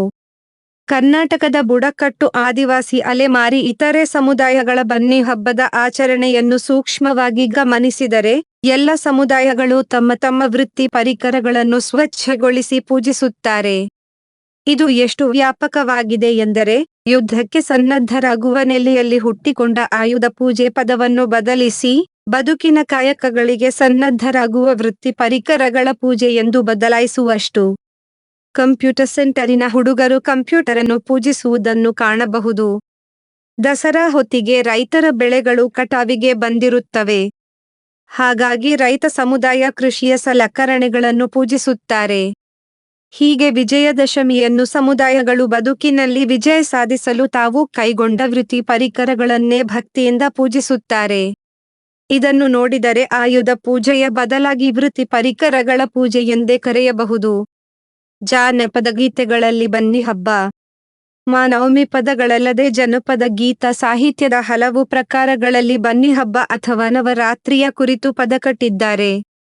ಇಂತಹ ಪದಗಳನ್ನೇ ಪ್ರತ್ಯೇಕವಾಗಿ ಸಂಗ್ರಹಿಸಬಹುದಾದಷ್ಟಿದೆ. ಈ ಪದಗಳು ಕೂಡ ಜನಪದರ ಬನ್ನಿ ಹಬ್ಬದ ಚರಿತ್ರೆ ಮತ್ತು ವರ್ತಮಾನವನ್ನು ಸಂಕೇತಿಸುತ್ತವೆ. ಪಾಂಡವರು ಬೆಲ್ಲುಬಾಣಗಳನ್ನು ಬನ್ನಿ ಮರದಲ್ಲಿ ಬಚ್ಚಿಡುತ್ತಾರೆ ಎನ್ನುವ ನಂಬಿಕೆ ಇದೆ. ಹೀಗಾಗಿ ಜಾನಪದ ಹಾಡುಗಾರ್ತಿ ಬನ್ನಿಯ ಉಡಿಯಾಗ ಪಾಂಡವರು ಆಯುಧಗಳ ಇಟ್ಟಾರೆ. ಯಾರು ಬಂದರೂ ಕೊಡಬೇಡ. ಹಡದಮ್ಮ ಅರ್ಜುನ ಬಂದರ ಕೊಡಬೇಕ. ಕಲ್ಲ ಕಡಬ ಮಾಡಿ ಮುಳ್ಳ ಶಾವಿಗೆ ಮಾಡಿ ಬನ್ನಿಯ ಎಲಿಯ ಎಡಿ ಮಾಡಿ ಪಾಂಡವರು ಉಂಡು ಹೋಗ್ಯಾರೋ ವನವಾಸಕೋ. ಬನ್ನಿಯ ಗಿಡದಾಗ ಬೆಳ್ಳಿಯ ಗುಡಗುಡಿ ಬಂಗಾರ ಚಿಲುಮಿ ನವರತನು ಪಾಂಡವರು ಸೇಡಿ ಹೋಗ್ಯಾರೋ ವನವಾಸಕೋ ಎಂದು ಪದ ಕಟ್ಟಿ ಹಾಡುತ್ತಾಳೆ. ಪಾಂಡವರ ಬಗೆಗೆ ಹಲವು ತ್ರಿಪದಿಗಳಿರುವುದನ್ನು ಗಮನಿಸಬಹುದು. ಬನ್ನಿ ಹಬ್ಬದ ತಯಾರಿ, ಆಚರಣೆ ಮುಂತಾದ ಸಂಗತಿಗಳು ಜನಪದ ಹಾಡುಗಳಲ್ಲಿ ಇರುವುದನ್ನು ನೋಡಬಹುದು. ಬನ್ನಿ ಮುಡೆಯುವುದು ಬಂತು, ಬಂಗಾರ ಕೊಡುವುದು ಬಂತು, ಬಂದ ನನ್ನ ಕಾಲ ಹಿಡದ ನನ್ನಣ್ಣ, ಬಂಗಾರ ಮಾಲ ನನಗಿರಲಿ, ಮಾನೋಮಿ ಬಂತಂತ ಹೇಳಿನ ಕಳಿವೇನಿ, ಕ್ಯಾದಿಗಿ ದಂಡಿ ಹೆಣದೀನಿ ಕಂದವ್ವ, ದಸರ್ಯಾಕ ಹೊಂಟಾರ ಧನೆ ಯಾರು. ಬನ್ನಿ ಹಬ್ಬಕ್ಕೆ ವಿಶೇಷವಾಗಿ ಹಲವು ಪ್ರದೇಶಗಳಲ್ಲಿ ಕೋಲಾಟದ ಸಿದ್ಧತೆ ನಡೆಯುತ್ತದೆ. ಕರ್ನಾಟಕದ ಹಲವು ಭಾಗದಲ್ಲಿ ಕೋಲಾಟದ ಸ್ಪರ್ಧೆಗಳು ನಡೆಯುತ್ತವೆ. ಹೀಗೆ ನಡೆಯುವ ಕೋಲಾಟದ ಪದಗಳಲ್ಲಿ ಬನ್ನಿ ಹಬ್ಬದ ಕುರಿತು ವರ್ಣನೆಯ ಪದಗಳಿರುವುದು ವಿಶೇಷವಾಗಿದೆ. ಬನ್ನಿ ಮುಡಿಯುನ ಬಾರ ಕೋಲು ಕೋಲ, ಚಿನ್ನ ತರವುನ ಬಾರ ಕೋಲು ಕೋಲ ಪಲ್ಲವಿ, ಉರ ಸೀಮೆಯ ದಾಟಮ ಕಾಡಗಡಿಯನು ಸೇರಿ, ಕಾಡ ಸಂಪತ್ತ ತರ ಬನ್ನಿ ಕೋಲು ಕೋಲ, ಬೆಳೆದ ಬೆಳಸಿಗೆ ಬನ್ನಿ, ಭೂಮಿ ತಾಯಿಗೆ ನಿನ್ನ, ನಾಡ ಸಂಪತ್ತ ಬೆರೆ ಬನ್ನಿ ಕೋಲು ಕೋಲ, ಅರಸನ ಅಂಗಳಕ್ಕ ಸರಸರಂಗ ಹೊಯ್ದು, ಹೊರಸಿ ತಂದಾರ ಸಿರಿ ಬನ್ನಿ ಕೋಲು ಕೋಲ, ದೇವ ದೇವರ ಬನ್ನಿ, ದೇವದೈವದ ಬನ್ನಿ, ನಾವು ಮುಡಿವುದು ನಮ್ಮ ಬನ್ನಿ ಕೋಲು ಕೋಲ, ಹಡೆದ ತಾಯಿಗೆ ಬನ್ನಿ, ಹಡೆದ ತಂದೆಗೆ ಬನ್ನಿ, ಪಡೆದ ಗಂಡನಿಗೆ ನಮ್ಮ ಬನ್ನಿ ಕೋಲು ಕೋಲ, ಚಿನ್ನದ ಕೈಗಡಗ ಚನ್ನರು ಇಟಗೊಂಡು, ಚಿನ್ನದ ಆಭರಣ ನಡಬಾಗಿ ಕೋಲು ಕೋಲ, ಗೆಜ್ಜೆ ಹೆಜ್ಜೆ ಹೊಕ್ಕಿ ಗುಜ್ಜೇರು ಕುಣಿದಾರ, ವಜ್ಜರ ವಡಿಯಾಣ ಘಿಲ ಘಿಲ ಕೋಲ ಕೋಲ, ನಾವು ಕುಣಿಯುಣ ಬನ್ನಿ, ಹ್ಯಾಂಬ ಮರೆಯುಣ ಬನ್ನಿ, ಜೀವ ಒಂದಾಗಿ ಇರ ಬನ್ನಿ ಕೋಲು ಕೋಲ, ಇಂದ ಮೂಡಿಯುವ ಬನ್ನಿ, ಮುಂದೆ ಮಗ ಹೊನ್ನಾಗಿ, ಕುಂದಣದ ರೂತಿ ಬೆಳಗೂಡಕ ಕೋಲು ಕೋಲ. ಹೀಗೆ ಬನ್ನಿ ಹಬ್ಬವನ್ನು ಕೋಲಾಟದ ಪದಗಳಲ್ಲಿ ಹಿಡಿದಿಡಲು ಜನಪದ ಸಮುದಾಯಗಳು ಪ್ರಯತ್ನಿಸಿವೆ. ಈ ನೆನಪನ್ನು ನಿರಂತರಗೊಳಿಸಲು ಬನ್ನಿ ಹಬ್ಬಗಳನ್ನು ವಾರ್ಷಿಕವಾಗಿ ಪುನರಾವರ್ತನೆ ಮಾಡುತ್ತಾರೆ. ಕರ್ನಾಟಕದಾದ್ಯಂತ ಬಹುರೂಪಗಳಲ್ಲಿ ಆಚರಣೆಗೊಳ್ಳುವ ದಸರಾಗಳಲ್ಲಿ ಕೆಲವು ಸಮಾನ ಎಳೆಗಳಿವೆ. ಅದರಲ್ಲಿ ಮುಖ್ಯವಾದುದು ಪಾಂಡವರು ಬನ್ನಿಮರದಲ್ಲಿ ಬಿಲ್ಲುಬಾಣಗಳನ್ನು ಅಡಗಿಸಿದ್ದರು ಎನ್ನುವುದು. ಈ ಕಥನ ವ್ಯಾಪಕವಾಗಿ ಹರಡಿರುವ ಕಾರಣ ಬಹುಪಾಲು ಗ್ರಾಮಗಳಲ್ಲಿ ದಸರಾ ಹಬ್ಬದಂದು ಇದರ ಅನುಕರಣೆ ಮಾಡುತ್ತಾರೆ. ಬನ್ನಿ ಮುಡಿಯುವ ಪದ ಹೂ ಮೂಡೆಯುವ ಪದದಂತೆ ಸ್ತರೀವಾಚಕವಾಗಿದೆ. ಕೆಲವು ಸಮಾನ ಅಂಶಗಳನ್ನು ಒಳಗೊಂಡು ಸಮುದಾಯಗಳು ಹಲವು ಕುಲ ಮೂಲ ಮತ್ತು ಪ್ರಾದೇಶಿಕ ವೈವಿಧ್ಯಗಳನ್ನು ಸೇರಿಸಿಕೊಂಡಿವೆ. ಇಲ್ಲಿ ಕೆಲವು ಆಯ್ದ ಸಮುದಾಯಗಳ ಆಚರಣೆಯನ್ನು ಮಾತ್ರ ಉಲ್ಲೇಖಿಸಲಾಗಿದೆ. ಎಲ್ಲ ಜನಸಮುದಾಯಗಳು ತಮ್ಮ ಕುಲಕಥನಗಳ ನೆಲೆಯಿಂದ ಬನ್ನಿ ಹಬ್ಬವನ್ನು ವಿಶಿಷ್ಟವಾಗಿ ಆಚರಿಸುತ್ತಿವೆ. ಹಾಗಾಗಿ ಕರ್ನಾಟಕದಲ್ಲಿ ಒಂದು ದಸರಾ ಇಲ್ಲ, 16 ವಿಧದ ಹಲವು ನೆಲೆಯ ಬನ್ನಿ ಹಬ್ಬಗಳಿವೆ. ಇದು ಬಹುತ್ವದ ಗುರುತಾಗಿದೆ. ಇದರಲ್ಲಿ ಇಂದಿಗೂ ಪ್ರಸ್ತುತವೆನ್ನಿಸುವ ಆಚರಣೆ ಮತ್ತು ನಂಬಿಕೆಗಳನ್ನು ಉಳಿಸಿಕೊಂಡು ಮೌಢ್ಯವೆನ್ನಿಸುವ ಆಚರಣೆಗಳನ್ನು ಕೈಬಿಡಬಹುದಾಗಿದೆ. ಎಷ್ಟು ಇಂತಹ ಮೌಢ್ಯಗಳನ್ನು ಜನಪದ ಸಮುದಾಯಗಳು ಕಳಚಿಕೊಂಡು ಹೊಸತನ್ನು ಧರಿಸಿ ಮುನ್ನಡೆದಿವೆ. 4 ವ್ಯಕ್ತಿತ್ವ ನಾರಾಯಣ ನಾಯಕ, ಸ್ಕಾಲರ್ಶಿಪ್ ಜೋಳಿಗೆ ಮಾಸ್ತರು. ಶಿಕ್ಷಕರ ವೃತ್ತಿಯಿಂದ ನಿವೃತ್ತರಾದವರಲ್ಲಿ ಹೆಚ್ಚಿನವರು ಬಹುಶಃ ತಮ್ಮ ಸೇವಾ ದಿನಗಳ ಸಿಹಿ ಕಹಿ ದಿನಗಳನ್ನು ನೆನಪು ಮಾಡಿಕೊಳ್ಳುತ್ತಾ ಆರಾಮವಾಗಿರುತ್ತಾರೆ. ಆದರೆ ಇಲ್ಲೊಬ್ಬರಿದ್ದಾರೆ, ತಮ್ಮ ಜೋಳಿಗೆ ಚೀಲದಲ್ಲಿ ವಿವಿಧ ಬಗೆಯ ವಿದ್ಯಾರ್ಥಿ ವೇತನ ಯೋಜನೆಗಳ ಅರ್ಜಿ ನಮೂನೆಗಳನ್ನಿರಿಸಿಕೊಂಡು ತಮ್ಮೂರಿನ ಪ್ರತಿಯೊಂದು ಶಾಲೆಗೂ ಹೋಗುತ್ತಾರೆ. ಪ್ರತಿಯೊಂದು ಮನೆಗೂ ಹೋಗಿ ಅಲ್ಲಿರುವ ಹಿರಿಯರನ್ನು ಶಾಲು ಹೊದೆಸಿ ಸನ್ಮಾನಿಸುತ್ತಾರೆ. ಅಲ್ಲಿನ ಮಕ್ಕಳ ಕೈಗೆ ಒಂದೊಂದು ಪೆನ್ನು ಇರಿಸಿ ಅವರ ಮುಖದಲ್ಲಿ ಖುಷಿಯ ನಗೆ ಅರಳುವಂತೆ ಮಾಡುತ್ತಾರೆ. ಶಾಲೆಗಳಿಗಾಗಲಿ ಮನೆಗಳಿಗಾಗಲಿ ಬಸ್ಸಿನಲ್ಲಿ ಇಲ್ಲವೇ ಕಾಲ್ನಡಿಗೆಯಲ್ಲಿ ಹೋಗಿ ತಲುಪುವುದು ಈ ಜೋಳಿಗೆ ಮಾಸ್ಟರ ಅಭ್ಯಾಸ. ಕಳೆದೆರಡು ದಶಕಗಳಿಂದ ಈ ಸೇವೆ ಅವಿರತವಾಗಿ ಪ್ರಶಸ್ತಿ ಪುರಸ್ಕಾರಗಳ ನಿರೀಕ್ಷೆಯಿಲ್ಲದೆ ನಡೆದೇ ಇದೆ. ದಕ್ಷಿಣ ಕನ್ನಡ, ಉಡುಪಿ, ಜೋಡಿ ಜಿಲ್ಲೆಗಳ ಸರಕಾರಿ ಶಾಲಾ ಕಾಲೇಜುಗಳ ಬಾಗಿಲಲ್ಲಿ ಆಗಾಗ ಕಾಣಿಸಿಕೊಳ್ಳುವ 82ರ ಹರೆಯದ ಈ ಸೀದಾ ವ್ಯಕ್ತಿಯ ಹೆಸರು ನಾರಾಯಣ ನಾಯಕ್. ಲೆಕ್ಕಕ್ಕಿಂತ 2 ಇಂಚು ಉದ್ದದ ಫುಲ್ ಕೈ ಅಂಗಿ, ಅದರ ಕಿಸೆಯಲ್ಲಿ ಒಂದೆರಡು ಪೆನ್ನು, ಎಣ್ಣೆ ಹೊಕ್ಕಿ ಹಿಂದಕ್ಕೆ ಬಾಚಿಸಿದ ಕರಿ ಬಿಳಿ ತಲೆ ಕೂದಲು, ಹೆಗಲಲ್ಲಿ ಒಂದು ಸರಳ ಬುದ್ಧಿಜೀವಿ ಚೀಲ, ಸವೆದ ಚಪ್ಪಲಿ. ಹೀಗೆ ಕಾಣಿಸಿಕೊಳ್ಳುವ ಸರಳ ಸಜ್ಜನಿಕೆಯ ಸಾತ್ವಿಕ ಮನಸ್ಸಿನ ನಾರಾಯಣ ನಾಯಕರು ನಿವೃತ್ತಿಯ ಅನಂತರದ 20 ವರ್ಷಗಳಲ್ಲಿ ಸವೆಸಿದ ಚಪ್ಪಲಿಗಳಿಗೆ ಲೆಕ್ಕವಿಲ್ಲ, ಹಾಕಿದ ಹೆಜ್ಜೆಗಳಿಗೆ ದಾಖಲೆಗಳಿಲ್ಲ, ಭೇಟಿಯಾಗದ ಈ ಭಾಗದ ಊರುಗಳಿಲ್ಲ, ಹತ್ತದ ಬಸ್ಸುಗಳಿಲ್ಲ. ಮನೆಗೆ ಹತ್ತಿರದ ಶಿಕ್ಷಣಾಲಯಗಳಾದರೆ ಬೈಕ್ ಮೇಲೆ ಸವಾರಿ, ದೂರವಾದರೆ ಬಸ್ಸು ಪ್ರಯಾಣ. ನಿಮಗೆ ಗೊತ್ತಿರಬೇಕು, ಕರಾವಳಿಯ ಈ ಭಾಗದ ಬಹುಪಾಲು ಸರಕಾರಿ ಕಾಲೇಜುಗಳಿರುವುದು ಜನವಸತಿ ಪ್ರದೇಶದಿಂದ 3-4 ಮೈಲು ದೂರದಲ್ಲಿ. ಕೆಲವೊಮ್ಮೆ ನಾಯಕರು ಈ ದೂರವನ್ನು ನಡೆದೇ ಕ್ರಮಿಸಿದ್ದೂ ಇದೆ. ಬೆಳಗ್ಗೆ 8ಕ್ಕೆ ಮನೆ ಬಿಟ್ಟರೆ ತಡರಾತ್ರಿಯಾದರೂ ಮನೆ ಸೇರುವುದು ವಾಡಿಕೆ.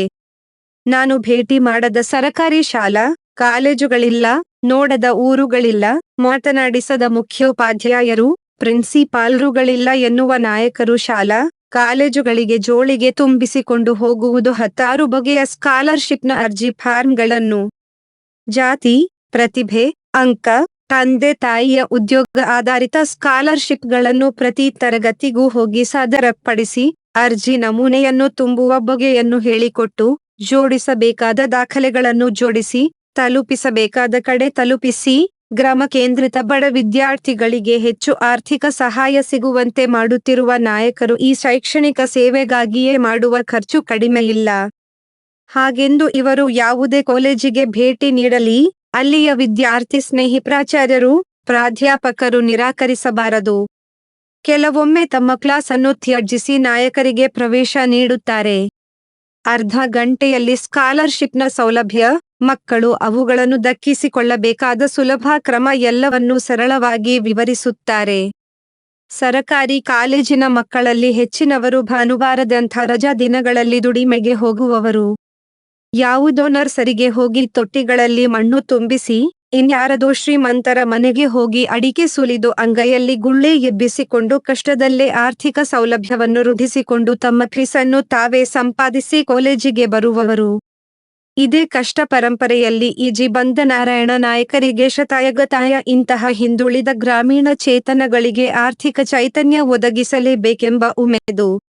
ಅದಕ್ಕಾಗಿ ಕಳೆದ 2 ದಶಕಗಳಿಂದ ಸಂತನ ಹಾಗೆ ಜೋಳಿಗೆ ಹಿಡಿದು ತಿರುಗುತ್ತಾರೆ. ತಮಗೆ ಸಿಗುವ ಪಿಂಚಣಿಯನ್ನು ಇದಕ್ಕಾಗಿ ವಿನಿಯೋಗಿಸುತ್ತಾರೆ. ಮುಗ್ಧಮನದ ಸೇವಾ ತತ್ಪರ. ಇವರ ಸೇವೆಯನ್ನು ಸರಕಾರ ಇನ್ನೂ ಗಂಭೀರವಾಗಿ ಪರಿಗಣಿಸದಿರುವುದಕ್ಕೆ ಕಾರಣ ಅವರ ಮುಗ್ಧತೆಯೇ ಆಗಿದೆ. ಅವರನ್ನು ಗೊತ್ತಿರುವ ಜನಪ್ರತಿನಿಧಿಗಳು ಸ್ವಲ್ಪ ಪ್ರಯತ್ನಿಸಿದ್ದರೆ ಈಗಾಗಲೇ ಅವರಿಗೆ ರಾಜ್ಯೋತ್ಸವ ಪ್ರಶಸ್ತಿ ದೊರೆಯುತ್ತಿತ್ತು. ಬರುವಾಗಲೇ ಕೆಲವು ಸ್ಕಾಲರ್ಶಿಪ್ ಅರ್ಜಿಗಳನ್ನು ತಾವೇ ಮುದ್ರಿಸಿ, ಫೆರಾಕ್ಸ್ ಮಾಡಿಸಿ ತರುತ್ತಾರೆ. ತನಗೆ ಬರುವ ತಿಂಗಳ 67,000 ನಿವೃತ್ತಿ ವೇತನದಲ್ಲಿ 38,000 ಮೊತ್ತವನ್ನು ಪ್ರತಿ ತಿಂಗಳು ಇಂತಹ ಶೈಕ್ಷಣಿಕ ಚಟುವಟಿಕೆಗಳಿಗಾಗಿ ವಿನಿಯೋಗಿಸುವ ಸೇವಾಜೀವಿ ಇವರು. ಕರಾವಳಿಯ ಕೆಲವು ಸರಕಾರಿ ಕಾಲೇಜುಗಳಲ್ಲಿ ಮಕ್ಕಳಿಗೆ ಮಧ್ಯಾಹ್ನ ಕನಿಷ್ಠ ಮೊತ್ತಕ್ಕೆ ಬಿಸಿ ಊಟ ಕೊಡುವ ಕ್ರಮವಿದೆ. ಅಂಥ ಸಂಸ್ಥೆಗಳಿಗೆ ತಿಂಗಳಿಗೆ 5,000 ಹಣವನ್ನು ಉದಾರವಾಗಿ ನೀಡುವ ಇವರು ಮಕ್ಕಳಿಗೆ 4 ನಮೂನೆಯ ಸ್ಕಾಲರ್ಶಿಪ್ಗಳನ್ನು ಪರಿಚಯಿಸುತ್ತಾರೆ. ನಾರಾಯಣ ನಾಯಕರದ್ದು ಕೃಷಿ ಮೂಲ ಕುಟುಂಬ. ರಾಮಪ್ಪ ನಾಯಕ ಜಲಜಾಕ್ಷಯ್ಯರ ಮಗನಾಗಿ 1943ರ 1 ಜುಲೈರಂದು ಜನನ. 2 ಸಹೋದರರು, 5 ಸಹೋದರಿಯರು. ಹುಟ್ಟೂರು ಉಡುಪಿ ಜಿಲ್ಲೆಯ ಬ್ರಹ್ಮಾವರ ಸಮೀಪದ ಕರ್ಜೆ. ಇಲ್ಲೇ ಪ್ರಾಥಮಿಕ ಶಿಕ್ಷಣವನ್ನು ಮುಗಿಸಿ, ಸಿದ್ದಕಟ್ಟೆ, ಬಂಟ್ವಾಳ ತಾಲೂಕು ಯಲ್ಲಿ ಹೈಸ್ಕೂಲು ಶಿಕ್ಷಣವನ್ನು ಪೂರೈಸಿ 1963ರಲ್ಲಿ ಶಿಕ್ಷಕ ವೃತ್ತಿಗೆ ಅದೇ ತಾಲ್ಲೂಕಿನ ಕೋಡಪದವು ಶಾಲೆಯಲ್ಲಿ ಸೇರುತ್ತಾರೆ. ಆಗ ಕರ್ನಾಟಕದಲ್ಲಿ ಖಾಸಗಿಯಾಗಿ ಪಿಯುಸಿ ಪದವಿಯನ್ನು ಪಡೆಯುವ ಅವಕಾಶ ಇಲ್ಲದೆ ಇದ್ದುದರಿಂದ ಮಧ್ಯಪ್ರದೇಶದಲ್ಲಿ ಇಂಟರ್ಮೀಡಿಯೇಟ್ ಶಿಕ್ಷಣವನ್ನು ಪೂರೈಸಿ ಧಾರವಾಡ ಮುಕ್ತ ವಿಶ್ವವಿದ್ಯಾನಿಲಯದಿಂದ ಬಿ.ಎ. ಪದವಿಯನ್ನು ಪೂರೈಸುತ್ತಾರೆ. ಮುಂದೆ ಮೈಸೂರು ವಿಶ್ವವಿದ್ಯಾನಿಲಯದಿಂದ ಬಿ.ಎಡ್. ಪರೀಕ್ಷೆಯಲ್ಲಿ ತೇರ್ಗಡೆ ಹೊಂದಿ 1973ರಿಂದ ಪ್ರೌಢಶಾಲಾ ಶಿಕ್ಷಕರಾಗಿ ಮುಂಬಡ್ತಿ ಪಡೆದು ಬಂಟ್ವಾಳ ತಾಲೂಕಿನ ಸಜೀಪ ಮೂಡ, ಕೊಯಿಲ ಮುಂತಾದ ಕಡೆಗಳಲ್ಲಿ ಶಿಕ್ಷಕರಾಗಿ ಸೇವೆ ಸಲ್ಲಿಸಿ 1998ರಲ್ಲಿ ಕ್ಷೇತ್ರ ಶಿಕ್ಷಣಾಧಿಕಾರಿಗಳ ಕಚೇರಿಯಲ್ಲಿ ತಪಾಸಣಾಧಿಕಾರಿಯಾಗಿ ನಿಯೋಜಿಸಲ್ಪಡುತ್ತಾರೆ. ಆ ಸಂದರ್ಭದಲ್ಲಿಯೂ ಬಂಟ್ವಾಳ ತಾಲೂಕಿನ ಪ್ರತಿ ಶಾಲೆಗೂ ಭೇಟಿ ನೀಡಿ ಅಲ್ಲಿಯ ವ್ಯವಸ್ಥೆಗಳನ್ನು ಪರಿಶೀಲಿಸುವುದು, ಶಿಕ್ಷಕರ ವಿದ್ಯಾರ್ಥಿಗಳ ಸಮಸ್ಯೆಗಳನ್ನು ಆಲಿಸುವುದು, ಸರಕಾರ ಜನಪ್ರತಿನಿಧಿಗಳನ್ನು ಸಂಸ್ಥೆಯೊಂದಿಗೆ ಜೋಡಿಸಿ ಮೂಲಭೂತ ಅಗತ್ಯಗಳನ್ನು ಪೂರೈಸುವುದು ಇತ್ಯಾದಿಗಳ ಬಗ್ಗೆ ಕ್ರಿಯಾಶೀಲರಾಗಿದ್ದವರು ನಾಯಕರು. ಪ್ರತಿ ಶಾಲೆಗೆ ಭೇಟಿ ಕೊಡುವ ಸಂದರ್ಭದಲ್ಲಿ ಶಾಲೆ ಆರಂಭವಾಗುವುದಕ್ಕಿಂತ ಅರ್ಧ ಗಂಟೆ ಮುಂಚೆಯೇ ಅಂಗಳದಲ್ಲಿ ಬಂದು ನಿಲ್ಲುತ್ತಿದ್ದ ನಾಯಕರು ಮಧ್ಯಾಹ್ನದ ಊಟವನ್ನು ಮನೆಯಿಂದಲೇ ತರುತ್ತಿದ್ದ ಸ್ವಾಭಿಮಾನಿ ಸ್ವಾವಲಂಬಿ. 2000 ಇಸವಿಯಲ್ಲಿ ಈ ಹುದ್ದೆರದಾದಾಗ ಮತ್ತೆ ವಾಮದ ಪದವು ಪದವಿ ಪೂರ್ವ ಕಾಲೇಜಿಗೆ ವರ್ಗಾವಣೆಗೊಂಡರು. ಅಲ್ಲಿ ಹಿಂದಿ ಭಾಷಾ ಶಿಕ್ಷಕರಾಗಿ ಸೇವೆ ಸಲ್ಲಿಸಿದರು. ಕೆಲವೊಂದು ಸಂಸ್ಥೆಗಳಲ್ಲಿ ಗಣಿತ, ವಿಜ್ಞಾನಗಳನ್ನು ಅನಿವಾರ್ಯವಾದರೆ ಉಳಿದ ಎಲ್ಲ ವಿಷಯಗಳಲ್ಲಿ ಪಾಠ ಮಾಡಿದ್ದೂ ಇದೆ. ಪ್ರತಿ ವರ್ಷ ಎಸ್.ಎಲ್.ಸಿ. ಪರೀಕ್ಷೆ ಮುಗಿದ ಮರುದಿವಸ ತಮ್ಮ ಸಂಸ್ಥೆಯ ವಿದ್ಯಾರ್ಥಿಗಳನ್ನು ಮತ್ತು ಶಿಕ್ಷಕರನ್ನು ಮನೆಗೆ ಕರೆಸಿಕೊಂಡು ತನ್ನ ಮನೆಯಲ್ಲಿ ಒಂದು ದಿನವಿರಿಸಿಕೊಂಡು ಅಕ್ಕಪಕ್ಕದ ತೋಟ, ಪ್ರಕೃತಿಗಳನ್ನು ವೀಕ್ಷಿಸುವುದು ಇವರ ಹವ್ಯಾಸ.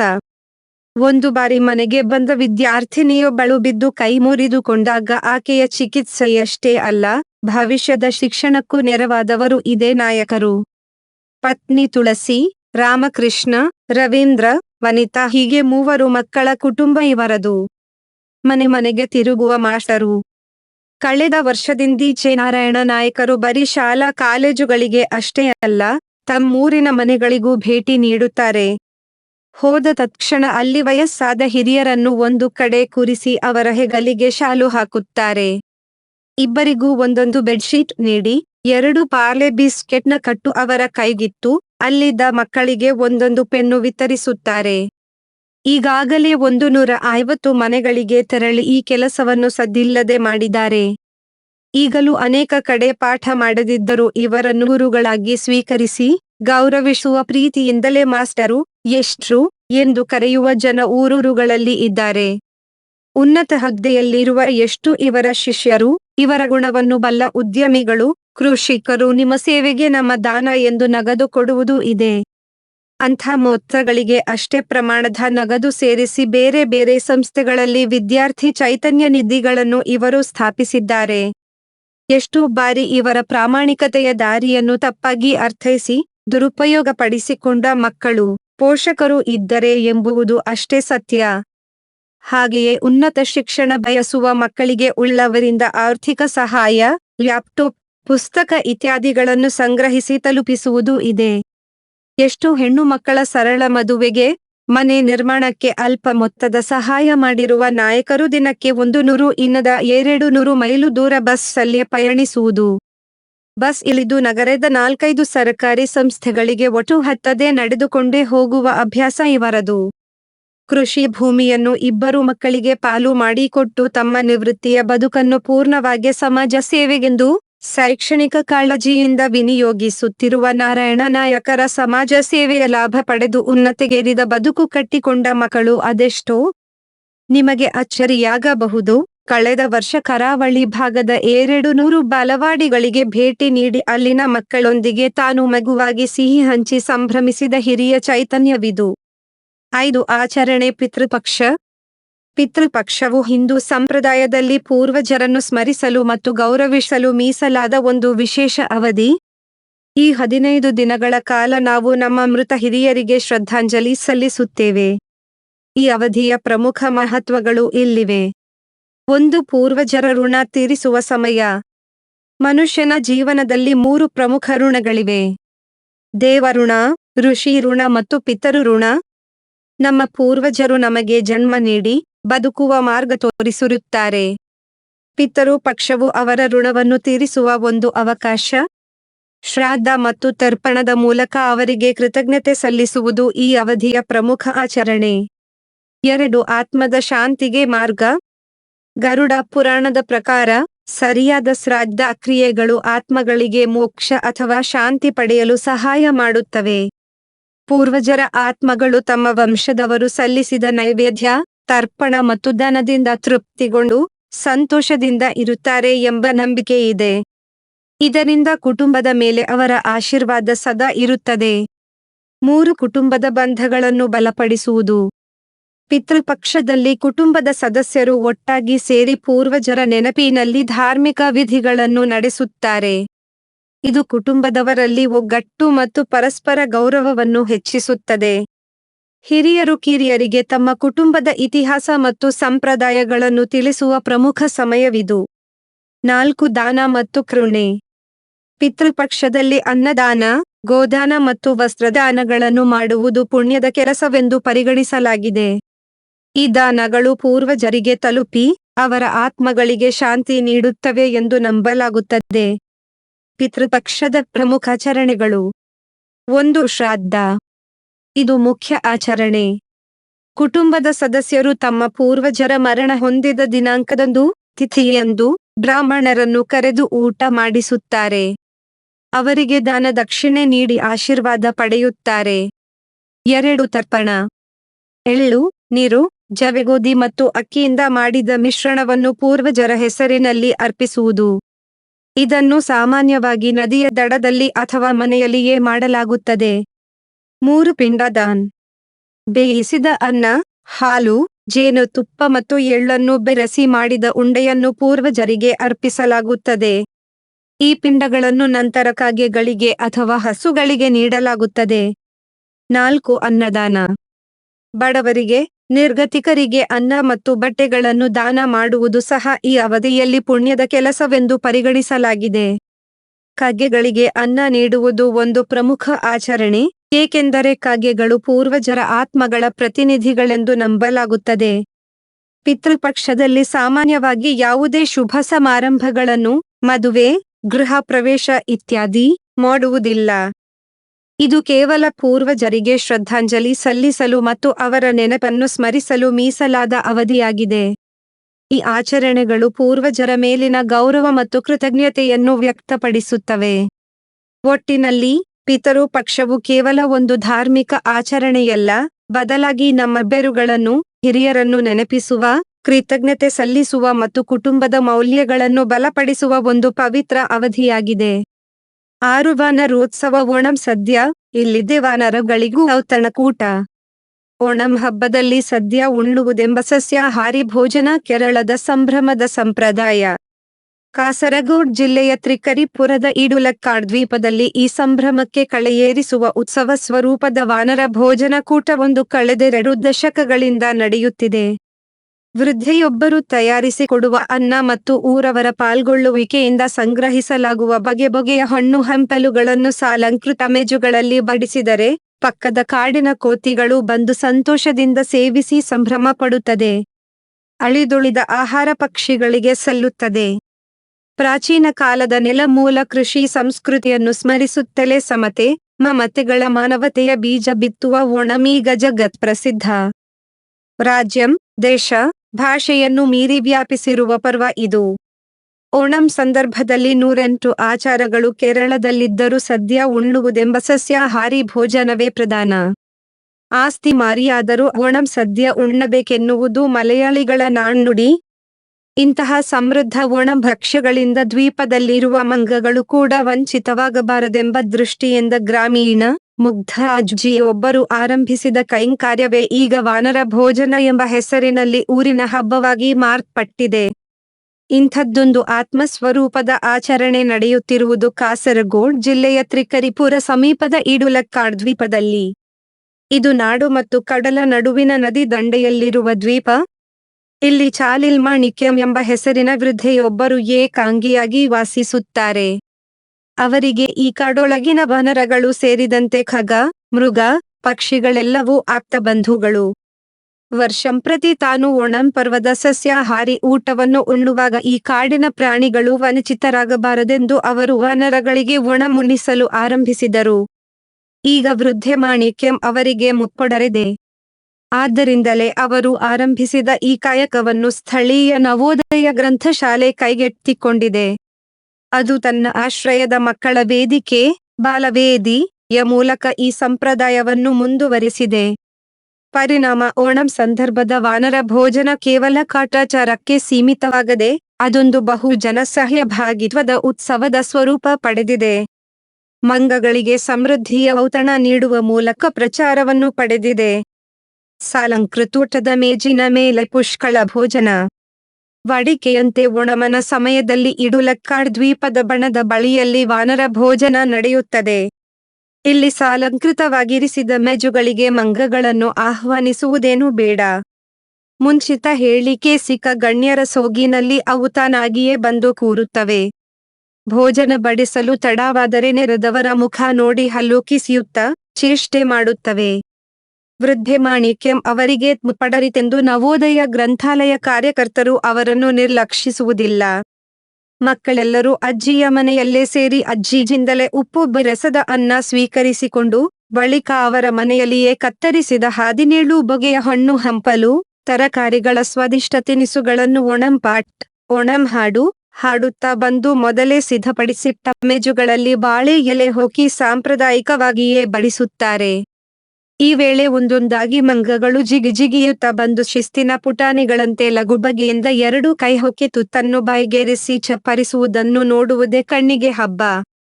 ಕೆಲವು ಹೊಟ್ಟೆ ತುಂಬಾ ತಿಂದು ಮದವೇರಿ ಮರ ಏರಿ ಕುಣಿದು ಕುಪ್ಪಳಿಸಿದರೆ, ಇನ್ನು ಕೆಲವು ಇದು ತಮ್ಮ ಹಕ್ಕಿನ ಊಟ ಎಂಬಂತೆ ಜನರೆಷ್ಟು ನೆರೆದರೂ ಲೆಕ್ಕಿಸದೆ ತಾವು ಬಯಸಿದ್ದನ್ನು ಜನರ ನಡುವೆಯೇ ತಿಂದು ತೆಗುತ್ತವೆ. ಹೀಗೆ ಹಿಂಡು ಹಿಂಡಾಗಿ ತಿಂದುಳಿದ ತಿನಿಸುಗಳನ್ನು ಬಳಿಕ ಬನದೊಳಗಿನ ಪಕ್ಷಿಗಳು ಸೇವಿಸುತ್ತವೆ. ಅಂತೂ ಇಂತೂ ವಾನರಗಳಿಗೆ, ಪಕ್ಷಿಗಳಿಗೆಲ್ಲ ಇದು ಅಕ್ಷರಶಃ ಹ್ಯಾಪಿ ಓಣಂ. 7 ತಂತ್ರಜ್ಞಾನ ಚಾಲಕರಹಿತ ಮಿನಿ ಬಸ್. ಹೈದರಾಬಾದ್ಗೆ ಕಾಲಿಟ್ಟಿರುವ ಹೊಸ ಅತಿಥಿಯೊಂದು ಚಾಲಕ ಇಲ್ಲದೆಯೇ ಪ್ರಯಾಣಿಕರನ್ನು ಒಂದು ಕಡೆಯಿಂದ ಮತ್ತೊಂದು ಕಡೆಗೆ ಕರೆದೊಯ್ಯುತ್ತಿದೆ. ಅಷ್ಟಕ್ಕೂ ಯಾರು ಆ ಅತಿಥಿ ಅಂತೀರಾ? ಉದ್ಯಮಿ ಇಲಾನ್ ಮಸ್ಕ್ ಚಾಲಕರಹಿತ ಕಾರುಗಳನ್ನು ಹಾಗೂ ಸಾಲದಕ್ಕೆ ಸ್ಟೇರಿಂಗ್ ಇಲ್ಲದೆ ಚಲಿಸುವ ಚಾಲಕರಹಿತ ಕಾರುಗಳನ್ನು ಪರಿಚಯಿಸಿ ಎಲ್ಲರ ಹುಬ್ಬೆರುವಂತೆ ಮಾಡಿದ್ದು ಎಲ್ಲೆಡೆ ಸುದ್ದಿಯಾಗಿತ್ತು. ಇದಕ್ಕಿಂತ ನಾವೇನು ಕಡಿಮೆ ಇಲ್ಲವೆಂಬಂತೆ ಭಾರತವು ಚಾಲಕರಹಿತ ಮಿನಿ ಬಸ್ ಪರಿಚಯಿಸಿ ಹೊಸ ಸಾಧ್ಯತೆಯೊಂದಕ್ಕೆ ಮುನ್ನುಡಿ ಬರೆದಿದೆ. ಈ ಚಾಲಕರಹಿತ ಮಿನಿ ಬಸ್ಗಳನ್ನು ಕಾಣಲು ನೀವು ಮುತ್ತಿನ ನಗರಿ ಎಂದೇ ಖ್ಯಾತಿಯಾಗಿರುವ ಹೈದರಾಬಾದ್ನ Indian Institute of Technology IT ಕ್ಯಾಂಪಸ್ಗೆ ಭೇಟಿ ನೀಡಬೇಕಾಗುತ್ತದೆ. ಚಾಲಕರಹಿತ ಈ ಮಿನಿ ಬಸ್ಗಳು ಅಲ್ಲಿನ ಕ್ಯಾಂಪಸ್ನಲ್ಲಷ್ಟೇ ಸದ್ಯಕ್ಕೆ ಸಂಚರಿಸುತ್ತಿದ್ದು, ಭವಿಷ್ಯದಲ್ಲಿ ಕ್ಯಾಂಪಸ್ನ ಹೊರಗೂ ಚಲಿಸುವ ನಿರೀಕ್ಷೆಯಿದೆ. ಮುತ್ತಿನ ನಗರಿಯಲ್ಲಿ ಸಂಚರಿಸುತ್ತಿರುವ ಈ ಬಸ್ ದೇಶದ ಮೊದಲ ಚಾಲಕರಹಿತ ಮಿನಿ ಬಸ್ ಆಗಿ ಗುರುತಿಸಿಕೊಂಡಿದೆ. ಸಾರಿಗೆ ಬಸ್ಗಳು ಕಲ್ಪಿಸುವ ಸೇವೆಯಂತೆಯೇ ಈ ಬಸ್ಗಳನ್ನು ಬಳಸಿಕೊಳ್ಳುವ ನಿಟ್ಟಿನಲ್ಲಿ ಭವಿಷ್ಯದ ಪ್ರಗತಿಯತ್ತ ಸಂಸ್ಥೆ ದಾಪುಗಾಲು ಇಟ್ಟಿದೆ. ಈ ಬಸ್ನಲ್ಲಿ ಅಳವಡಿಸಿರುವ ತಂತ್ರಜ್ಞಾನವನ್ನು ವಿದ್ಯುತ್, ಪೆಟ್ರೋಲ್, ಡೀಸೆಲ್ ವಾಹನಗಳಿಗೂ ಅನ್ವಯಿಸಬಹುದು ಎನ್ನುತ್ತದೆ ಬಸ್ ಅಭಿವೃದ್ಧಿಪಡಿಸಿದ technology innovation hub autonomous navigation TiHAN. ಇದು ಐಟಿ ಹೈದರಾಬಾದಿನ ಅಂಗಸಂಸ್ಥೆಯಾಗಿ ಕಾರ್ಯನಿರ್ವಹಿಸುತ್ತದೆ. ಬಸ್ಗಳಿಗೆ ಟಿಹಾನ್ ಉಸ್ತುವಾರಿ. ಟಿ ಹೈದರಾಬಾದ್ ಕ್ಯಾಂಪಸ್ನಲ್ಲಿ ಸುತ್ತಾಡುತ್ತಿರುವ ಈ ಮಿನಿ ಬಸ್ಗಳನ್ನು ನಿರ್ವಹಿಸಲು ಕೃತಕ ಬುದ್ಧಿಮತ್ತೆ ಎಐ ಆಧಾರಿತ ಸಂಚಾರ ವ್ಯವಸ್ಥೆಯನ್ನು ಅಭಿವೃದ್ಧಿಪಡಿಸಲಾಗಿದೆ. ಈ ಯೋಜನೆಯನ್ನು ಟಿಹಾನ್ ನಿರ್ವಹಿಸುತ್ತಿದೆ. ಪ್ರಾಯೋಗಿಕ ಹಂತದಲ್ಲಿ ಯಶಸ್ವಿಯಾಗಿರುವ ಈ ಬಸ್ ಪ್ರಸ್ತುತ ಅಲ್ಲಿನ ವಿದ್ಯಾರ್ಥಿಗಳು ಹಾಗೂ ಉಪನ್ಯಾಸಕರನ್ನು ಮಾತ್ರ ಕ್ಯಾಂಪಸ್ನ ವಿವಿಧ ಸ್ಥಳಗಳಿಗೆ ತಲುಪಿಸುತ್ತಿದೆ. ಮಾಧ್ಯಮಗಳೊಂದಿಗೆ ಟಿಹಾನ್ ಹಂಚಿಕೊಂಡ ಮಾಹಿತಿ ಪ್ರಕಾರ, ಚಾಲಕರಹಿತ ಮಿನಿ ಬಸ್ನಲ್ಲಿ ಇಲ್ಲಿಯವರೆಗೆ 10,000ಕ್ಕೂ ಹೆಚ್ಚು ಬಾರಿ ಪ್ರಯಾಣಿಕರು ಯಶಸ್ವಿಯಾಗಿ ಸಂಚರಿಸಿದ್ದಾರೆ. ಬಸ್ನಲ್ಲಿ ಪ್ರಯಾಣಿಸಿದವರ ಪೈಕಿ 90% ಜನರು ಅದರ ಕಾರ್ಯವೈಖರಿಯನ್ನು ಮೆಚ್ಚಿಕೊಂಡಿದ್ದು, ಉಳಿದ 10% ಮಂದಿ ಚಾಲಕರಹಿತ ಮಿನಿ ಬಸ್ ಸಂಚಾರ ವ್ಯವಸ್ಥೆಯು ಇನ್ನಷ್ಟು ಉತ್ತಮಗೊಳ್ಳಬೇಕು ಎಂದಿದ್ದಾರೆ. ಬಸ್ನಲ್ಲಿದೆ ಸುಧಾರಿತ ಫೀಚರ್ಗಳು. ADAS advanced driving assistant system ADAS feature ಹೊಂದಿರುವ ಕಾರುಗಳಂತೆಯೇ ಈ ಮಿನಿ ಬಸ್ನಲ್ಲೂ ಸುರಕ್ಷತೆಯ ದೃಷ್ಟಿಯಿಂದ ಹಲವಾರು ಫೀಚರ್ಗಳನ್ನು ಕಲ್ಪಿಸಲಾಗಿದೆ. ಆಟೋಮೇಟಿಕ್ ಎಮರ್ಜೆನ್ಸಿ ಬ್ರೇಕಿಂಗ್ ಮತ್ತು ಅಡ್ಜಸ್ಟಬಲ್ ಕ್ರೂಸ್ ಕಂಟ್ರೋಲ್ನಂತಹ ಅತ್ಯಾಧುನಿಕ ತಂತ್ರಜ್ಞಾನ ಆಧಾರಿತ ಫೀಚರ್ಗಳು ಇದರಲ್ಲಿವೆ. ಇವು ಬಸ್ ಸುರಕ್ಷಿತವಾಗಿ ಚಲಿಸಲು ಹಾಗೂ ವೇಗ ನಿಯಂತ್ರಿಸಲು ನೆರವಾಗುತ್ತವೆ. ಕಾರುಗಳಲ್ಲಿರುವಂತೆಯೇ ಪ್ರಯಾಣದ ವೇಳೆ ಹೆಚ್ಚುವರಿ ಸುರಕ್ಷತೆಯನ್ನು ಒದಗಿಸುತ್ತವೆ. ಇನ್ನು ಈ ಬಸ್ನಲ್ಲಿರುವ ಒನ್ಬೋರ್ಡ್ ಐ ವ್ಯವಸ್ಥೆಯು ವಾಹನ ಸಾಗುವ ಹಾದಿಯಲ್ಲಿ ಎದುರಾಗುವ ಅಡೆತಡೆಗಳನ್ನು ಪತ್ತೆಹಚ್ಚಿ ಅದಕ್ಕನುಗುಣವಾಗಿ ಚಲಿಸಲು ನೆರವಾಗಲಿದೆ. ಒಂದು ವೇಳೆ ರಸ್ತೆಯಲ್ಲಿ ಇದ್ದಕ್ಕಿದ್ದಂತೆ ಅಡೆತಡೆಗಳು ಎದುರಾದಲ್ಲಿ ಅದನ್ನು ಗುರುತಿಸಿ ಸ್ವಯಂಚಾಲಿತವಾಗಿ ಬ್ರೇಕ್ ಹಾಕುತ್ತದೆ. ಸುರಕ್ಷಿತ ಕ್ರಮವನ್ನು ಸ್ವಯಂಚಾಲಿತವಾಗಿ ನಿರ್ವಹಿಸಲು ಈ ಫೀಚರ್ ಅನುವು ಮಾಡಿಕೊಡುತ್ತದೆ. ಚಾಲಕರಹಿತ ವ್ಯವಸ್ಥೆಗೆ ಅಡಿಪಾಯ. ಸ್ವಾಯತ್ತ ಸಾರ್ವಜನಿಕ ಸಾರಿಗೆಯತ್ತ ಭಾರತದ ಪ್ರಯಾಣಕ್ಕೆ ಈ ಕ್ಯಾಂಪಸ್ನಲ್ಲಿ ಕಲ್ಪಿಸಿರುವ ಚಾಲಕರಹಿತ ಮಿನಿ ಬಸ್ ಸಂಚಾರ ವ್ಯವಸ್ಥೆಯು ಅಡಿಪಾಯವಾಗಿದೆ.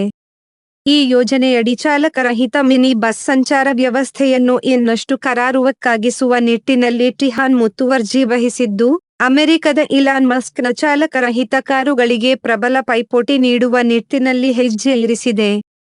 ಇನ್ನು ಈ ಯೋಜನೆಯು ಉತ್ತಮವಾಗಿ ಇನ್ನಷ್ಟು ಪರಿಣಾಮಕಾರಿಯಾದಲ್ಲಿ ಭಾರತದ ಇತರ ನಗರಗಳಲ್ಲಿ ಚಾಲಕರಹಿತ ಸಾರ್ವಜನಿಕ ಸಾರಿಗೆ ಸೇವೆಗಳನ್ನು ಕಲ್ಪಿಸಲು ಪ್ರೇರಣೆಯಾಗಲಿದೆ. ಅಲ್ಲದೆ ಭಾರತೀಯ ರಸ್ತೆಗಳ ಪರಿಸ್ಥಿತಿಗೆ ಅನುಗುಣವಾದ ಚಾಲಕರಹಿತ ಸಂಚಾರ ವ್ಯವಸ್ಥೆಯನ್ನು ಅಳವಡಿಸಿಕೊಳ್ಳಲು ಟಿಹಾನ್ ಈಗಾಗಲೇ ಮುಂದಡಿಯಿಟ್ಟಿದೆ. ಅದರ ಭಾಗವಾಗಿ ಹೈದರಾಬಾದಿನಿಂದ ಜಮ್ಮುವರೆಗಿನ ಸುಮಾರು 8,000 ಕಿಲೋಮೀಟರ್ಗಳಾದ್ಯಂತ ವಿಶೇಷ ಸೆನ್ಸಾರ್ ಸುಸಜ್ಜಿತ ಎಸ್.ಯು.ವಿ ಮೂಲಕ ಡೇಟಾ ಸಂಗ್ರಹಿಸಿದೆ. ಈ ಯೋಜನೆಗೆ ಟಿಹಾನ್ ಸಫಾರಿ ಎಂಬ ಹೆಸರಿಟ್ಟಿದ್ದು, 35 ನಗರಗಳಲ್ಲಿ ಬಳಕೆಯಲ್ಲಿರುವ ವಿವಿಧ ಸಂಚಾರ ಮಾದರಿಗಳು, ರಸ್ತೆ ಪರಿಸ್ಥಿತಿಗಳು ಮತ್ತು ಹವಾಮಾನ ಪರಿಸ್ಥಿತಿಗಳನ್ನು ಅಧ್ಯಯನ ಮಾಡಿದೆ.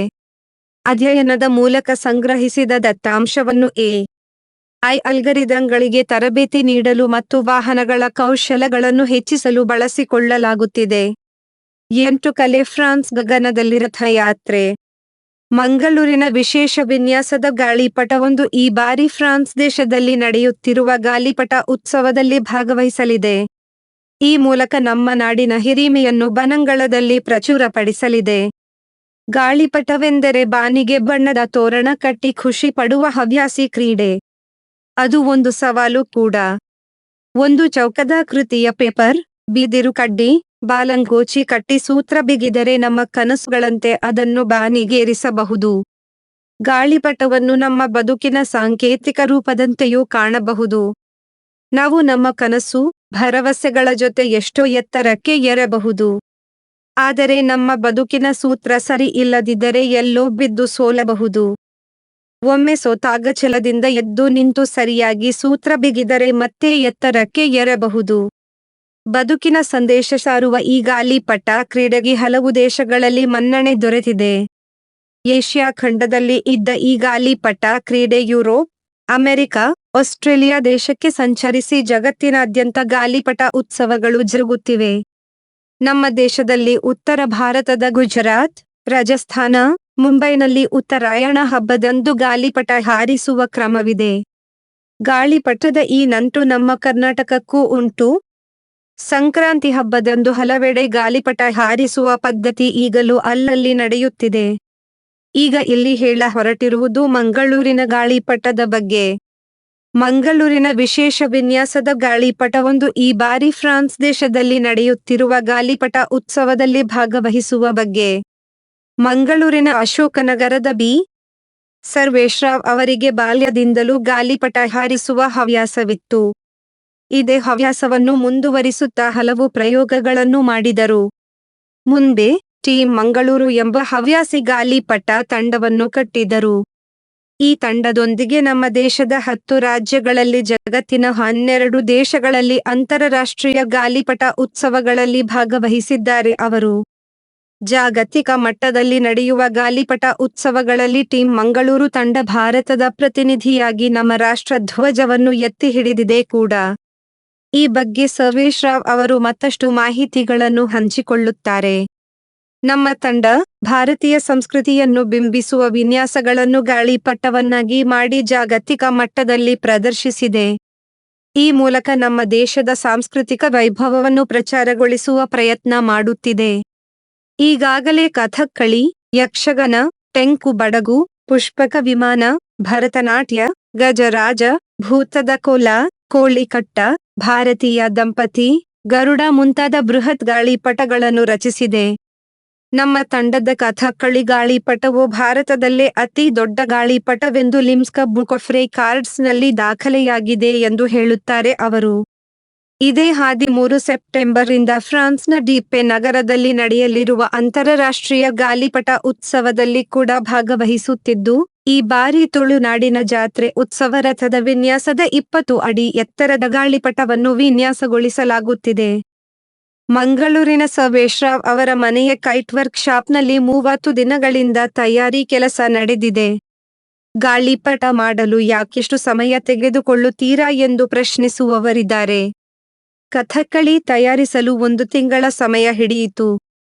ಬೃಹತ್ ಗಾತ್ರದ ಗಾಳಿಪಟಗಳು ಕೊಲಾಜ್ ಮಾದರಿಯವು. ಗಾಳಿಪಟ ರಚಿಸಲೆಂದೇ ಇರುವ ರಿಪ್ಸ್ಟಾಪ್ ನೈಲಾನ್ ಬಟ್ಟೆಯನ್ನು ಫ್ರಾನ್ಸ್, ಇಂಗ್ಲೆಂಡ್ನಿಂದ ತರಿಸಿ, ವಿನ್ಯಾಸಕ್ಕೆ ತಕ್ಕಂತೆ ಕತ್ತರಿಸಿ, ಅಂಟಿಸಿ ಹೊಲಿದು ಮಾಡುವ ಪ್ರಕ್ರಿಯೆ ಆಗಿರುವ ಕಾರಣ ಈ ಗಾಳಿಪಟಗಳ ರಚನೆಗೆ ತುಂಬಾ ಸಮಯ ಬೇಕಾಗುತ್ತದೆ.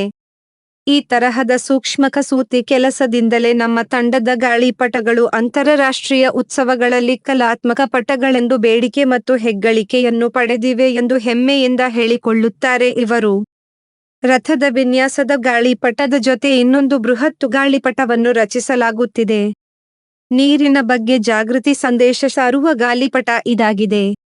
ಇದು ಇಡೀ ಜಗತ್ತಿನಲ್ಲಿ ನೀರಿನ ಸಮಸ್ಯೆಯ ಕರಾಳ ಛಾಯೆ ಆವರಿಸಿದೆ. ಕ್ಷಾಮ, ಬರಗಾಲದಂತಹ ದುರಂತಗಳು ನಡೆಯುತ್ತಿವೆ. ನೀರನ್ನು ಸಂರಕ್ಷಣೆ ಮಾಡಲೇಬೇಕು.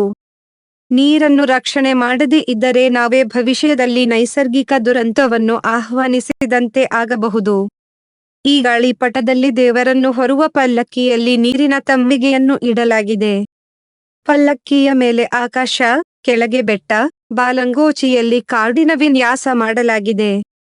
ಅಂದರೆ ನೀರಿಗೆ ದೇವರ ಸ್ಥಾನಮಾನವನ್ನು ನೀಡಿ, ಆಕಾಶ, ಬೆಟ್ಟ, ಅಡವಿಗೆ ಎಲ್ಲೂ ಸಮಸ್ಯೆ ಆಗದಂತೆ ನೋಡಿಕೊಂಡರೆ ನೀರಿನ ಸಂರಕ್ಷಣೆ ಆಗಬಹುದು ಎಂಬ ಸಂದೇಶ ಸಾರುವ ಗಾಳಿಪಟವಿದು ಎಂದು ವಿವರಣೆ ನೀಡುತ್ತಾರೆ ಸವೇಶ್. ಸೆಪ್ಟೆಂಬರ್ ತಿಂಗಳಿನಲ್ಲಿ ಗಿರಿಧರ್ ಕಾಮತ್ ನೇತೃತ್ವದ 6 ಜನರ ತಂಡ ಭಾರತವನ್ನು ಪ್ರತಿನಿಧಿಸಿ ಫ್ರಾನ್ಸ್ ಗಾಳಿಪಟ ಉತ್ಸವದಲ್ಲಿ ಭಾಗವಹಿಸಲಿದೆ. ಈ 2 ಗಾಳಿಪಟಗಳನ್ನು ಹಾರಿಸಿ ನಮ್ಮ ದೇಶದ ಸಂಸ್ಕೃತಿಯನ್ನು ಬಾನಂಗಳದಲ್ಲಿ ಪ್ರಚುರಪಡಿಸಲಿದೆ. 9 ಚಿಣ್ಣರ ಪುಟ. ಅ ಜಾನಪದ ಕಥೆ. ಒಂದು ಊರಲ್ಲಿ ಅಜ್ಜಿ ಮೊಮ್ಮಗ ಇದ್ದರು. ಅಜ್ಜಿ ಮೊಮ್ಮಗನನ್ನು ತಾಯಿ ತಂದೆ ಇಲ್ಲದ ಮಗು ಎಂದು ಚೆನ್ನಾಗಿ ಸಾಕಿದ್ದಳು. ಅಜ್ಜಿಗೆ ವಯಸ್ಸಾಗುತ್ತಾ ಬಂತು. ಮೊಮ್ಮಗನು ತಿಂದುಂಡು ಹಾಡಿಕೊಂಡು ದಷ್ಟಪುಷ್ಟವಾಗಿ ಬೆಳೆದಿದ್ದನು. ದುಡಿಯುವುದು ಅವನಿಗೆ ಗೊತ್ತಿರಲಿಲ್ಲ. ಹಾಗಾಗಿ ಅಜ್ಜಿ ಅವನಿಗೆ, ನನಗೆ ವಯಸ್ಸಾಗುತ್ತಾ ಬಂತು. ನೀನು ದುಡಿದು ತಿನ್ನಬೇಕು ಎಂದು ಹೇಳುತ್ತಿದ್ದಳು. ಆದರೂ ಅವನು ಊಟ ಮಾಡುವುದು, ಅಡ್ಡಾಡುವುದು ಮಾಡುತ್ತಾ ಕಾಲ ಕಳೆಯುತ್ತಿದ್ದನು. ಒಂದು ದಿನ ಆ ಊರಿನ ದೇವಸ್ಥಾನದಲ್ಲಿ ಸಾಧುಗಳು ಬಂದು, ಸೇರಿದ್ದ ಜನರಿಗೆ ಪುರಾಣ ಪುಣ್ಯ ಕಥೆಗಳನ್ನು ಹೇಳುತ್ತಿದ್ದರು. ಇವನು ಕೂಡ ಅಲ್ಲಿಗೆ ಹೋಗಿ ಕೇಳುತ್ತಾ ಕುಳಿತನು. ಆಗ ಅವರು 3 ಗಾದೆ ಮಾತುಗಳನ್ನು ಹೇಳಿದರು. ಮೊದಲನೆಯದು, ಕೂತು ಉಂಡರೆ ಕುಡಿಕೆಯ ಹೊನ್ನು ಸಾಲದು. ಆದ್ದರಿಂದ ದುಡಿದು ತಿನ್ನಬೇಕು ಎಂದು ಹೇಳಿದರು. ಎರಡನೆಯದಾಗಿ, ಒಬ್ಬರಿಗಿಂತ ಇಬ್ಬರು ಲೇಸು ಎಂದು ಹೇಳಿದರು. ಮೂರನೆಯದಾಗಿ, ಪರಸ್ಥಳದಲ್ಲಿ ನಿದ್ರೆ ಮಾಡಬಾರದು, ಜಾಗರೂಕರಾಗಿರಬೇಕು ಎಂದು ಹೇಳಿದರು. ಆಗ ಇವನು ಅವರ ಮಾತನ್ನು ಕೇಳಿ ಮಾರನೇ ದಿನವೇ ಪಕ್ಕದ ಹಳ್ಳಿಗೆ ಹೋಗಿ ಒಬ್ಬ ಜಮೀನ್ದಾರನ ಹೊಲದಲ್ಲಿ ಕೂಲಿ ಮಾಡತೊಡಗಿದ. 10 ಜನ ಕೆಲಸ ಮಾಡುವ ಕೆಲಸವನ್ನು ಇವನೊಬ್ನೇ ಮಾಡುತ್ತಿದ್ದ. ಇದರಿಂದ ಜಮೀನ್ದಾರನಿಗೆ ಸಂತೋಷವಾಗಿ ಒಬ್ಬನಿಗೆ ಕೂಲಿ ಕೊಟ್ಟು 10 ಜನ ಮಾಡುವ ಕೆಲಸ ಮಾಡಿಸಿಕೊಳ್ಳುತ್ತೇನೆ. ಇವನನ್ನು ಎಲ್ಲಿಗೂ ಕಳಿಸಬಾರದು. ನನ್ನ ಜಮೀನಿನಲ್ಲೇ ಇಟ್ಟುಕೊಳ್ಳಬೇಕೆಂಬ ಇಚ್ಛೆಯಾಯಿತು. ಕೆಲಸ ಮಾಡುತ್ತಿರುವಾಗ ಸಾಧು ಹೇಳಿದ ಇನ್ನೊಂದು ಗಾದೆ ನೆನಪಾಯಿತು. ಒಬ್ಬರಿಗಿಂತ ಇಬ್ಬರು ಲೇಸು ಎಂದು ಹೇಳಿದ್ದಾರೆ. ಆದ್ದರಿಂದ ನನ್ನ ಜೊತೆಗೆ ಯಾರಾದರೂ ಇರಬೇಕು ಎಂದು ಕೆರೆಯ ಹತ್ತಿರ ಹೋಗುತ್ತಿದ್ದ ಹೇಡಿಯನ್ನು ಹಿಡಿದುಕೊಂಡು ಒಂದು ಬೋಗಣಿಯಲ್ಲಿ ಹೋಗಿ ಮುಚ್ಚಿಕೊಂಡು ಬಂದನು. ಅವನು ಎಲ್ಲೇ ಹೋದರೂ ಅದನ್ನು ಜೊತೆಯಲ್ಲಿಟ್ಟುಕೊಂಡು ಹೋಗುತ್ತಿದ್ದನು. ಒಂದು ದಿನ ಆ ದೇಶದ ರಾಜನಿಗೆ ಒಬ್ಬ ಸುಂದರವಾದ ಹೆಣ್ಣು ಮಗಳಿದ್ದಳು. ರಾಜಕುಮಾರಿ ಮದುವೆ ವಯಸ್ಸಿಗೆ ಬಂದಿದ್ದಳು. ಆಗ ರಾಜನು ಜ್ಯೋತಿಷ್ಯರನ್ನು ಕರೆದು ತನ್ನ ಮಗಳ ಜಾತಕವನ್ನು ತೋರಿಸಿದನು. ಆಗ ಜ್ಯೋತಿಷ್ಯರು, ಮದುವೆಗೆ ಮುಂಚೆ ಒಂದು ರಾತ್ರಿ ರಾಜಕುಮಾರಿಯ ಅಂತಃಪುರದಲ್ಲಿ ಮದುವೆಯಾಗಲು ಬಂದ ತೃಣರು ಇರಬೇಕು. ಮಾರನೇ ದಿನ ಅವರು ಬದುಕಿದರೆ ಅವರಿಗೆ ಕೊಟ್ಟು ಮದುವೆ ಮಾಡಬೇಕು ಎಂದು ಹೇಳಿದರು. ಇದರಿಂದ ರಾಜನಿಗೆ ಏಕೆ ಹೀಗೆ ಎಂದು ಜ್ಯೋತಿಷ್ಯರನ್ನು ಕೇಳಿದನು. ಜ್ಯೋತಿಷ್ಯರು, ಮೊದಲೇ ಆಕೆಗೆ ಮದುವೆ ಮಾಡಿದರೆ ಮಾರನೇ ದಿನವೇ ಅವನು ಸಾಯುತ್ತಾನೆ. ಆದ್ದರಿಂದ ಒಂದು ದಿನ ಅಂತಃಪುರದಲ್ಲಿದ್ದು ಬದುಕಿದರೆ ಮಾರನೇ ದಿನ ಮದುವೆ ಮಾಡಿ ಎಂದು ಹೇಳಿದರು. ರಾಜನು ಬೇರೆ ಬೇರೆ ದೇಶಗಳಿಂದ ರಾಜಕುಮಾರರನ್ನು ಕರೆಸಿದನು. ಜ್ಯೋತಿಷಿ ಹೇಳಿದ ಪ್ರಕಾರ ಅವನು ರಾಜಕುಮಾರಿಯ ಅಂತಃಪುರದಲ್ಲಿ ಒಬ್ಬರನ್ನು ಕಳಿಸಿದನು. ಮಾರನೇ ದಿನ ಕಳಿಸಿದ ರಾಜಕುಮಾರ ಮರಣ ಹೊಂದಿದನು. ಹೀಗೆ ಹಲವಾರು ರಾಜಕುಮಾರರು ಮದುವೆಯಾಗುವುದಾಗಿ ಹೇಳಿ ಪ್ರತಿದಿನ ಒಬ್ಬೊಬ್ಬರಾಗಿ ಮರಣ ಹೊಂದುತ್ತಿದ್ದರು. ಇದರಿಂದ ರಾಜನಿಗೆ ಚಿಂತೆಯಾಯಿತು. ಎಲ್ಲರೂ ರಾಜಕುಮಾರಿಯನ್ನು ಮದುವೆಯಾಗಲು ಹೆದರಿದರು. ಕೊನೆಗೆ ರಾಜನು, ಯಾರಾದರೂ ಸರಿ, ಮಗಳನ್ನು ಮದುವೆ ಮಾಡಲು ತಯಾರಿದ್ದೇನೆ. ಮಗಳನ್ನು ಮದುವೆಯಾದವರಿಗೆ ನನ್ನ ಮಗಳನ್ನು ಕೊಟ್ಟು ನನ್ನ ರಾಜ್ಯವನ್ನು ಕೊಡುತ್ತೇನೆ ಎಂದು ರಾಜ್ಯದ ಎಲ್ಲ ಹಳ್ಳಿ ನಗರಗಳಲ್ಲಿ ಡಂಗೂರ ಹಾಕಿಸಿದನು. ಎಲ್ಲ ಜನರು ವಿಷಯ ಗೊತ್ತಿದ್ದು ಯಾರಾದರೂ ಸಾಯಲು ಹೋಗುತ್ತಾರೆ ಎಂದು ರಾಜನಿಗೆ ಬುದ್ಧಿ ಇಲ್ಲವೇ ಎಂದು ಭಯ ಪಡತೊಡಗಿದರು.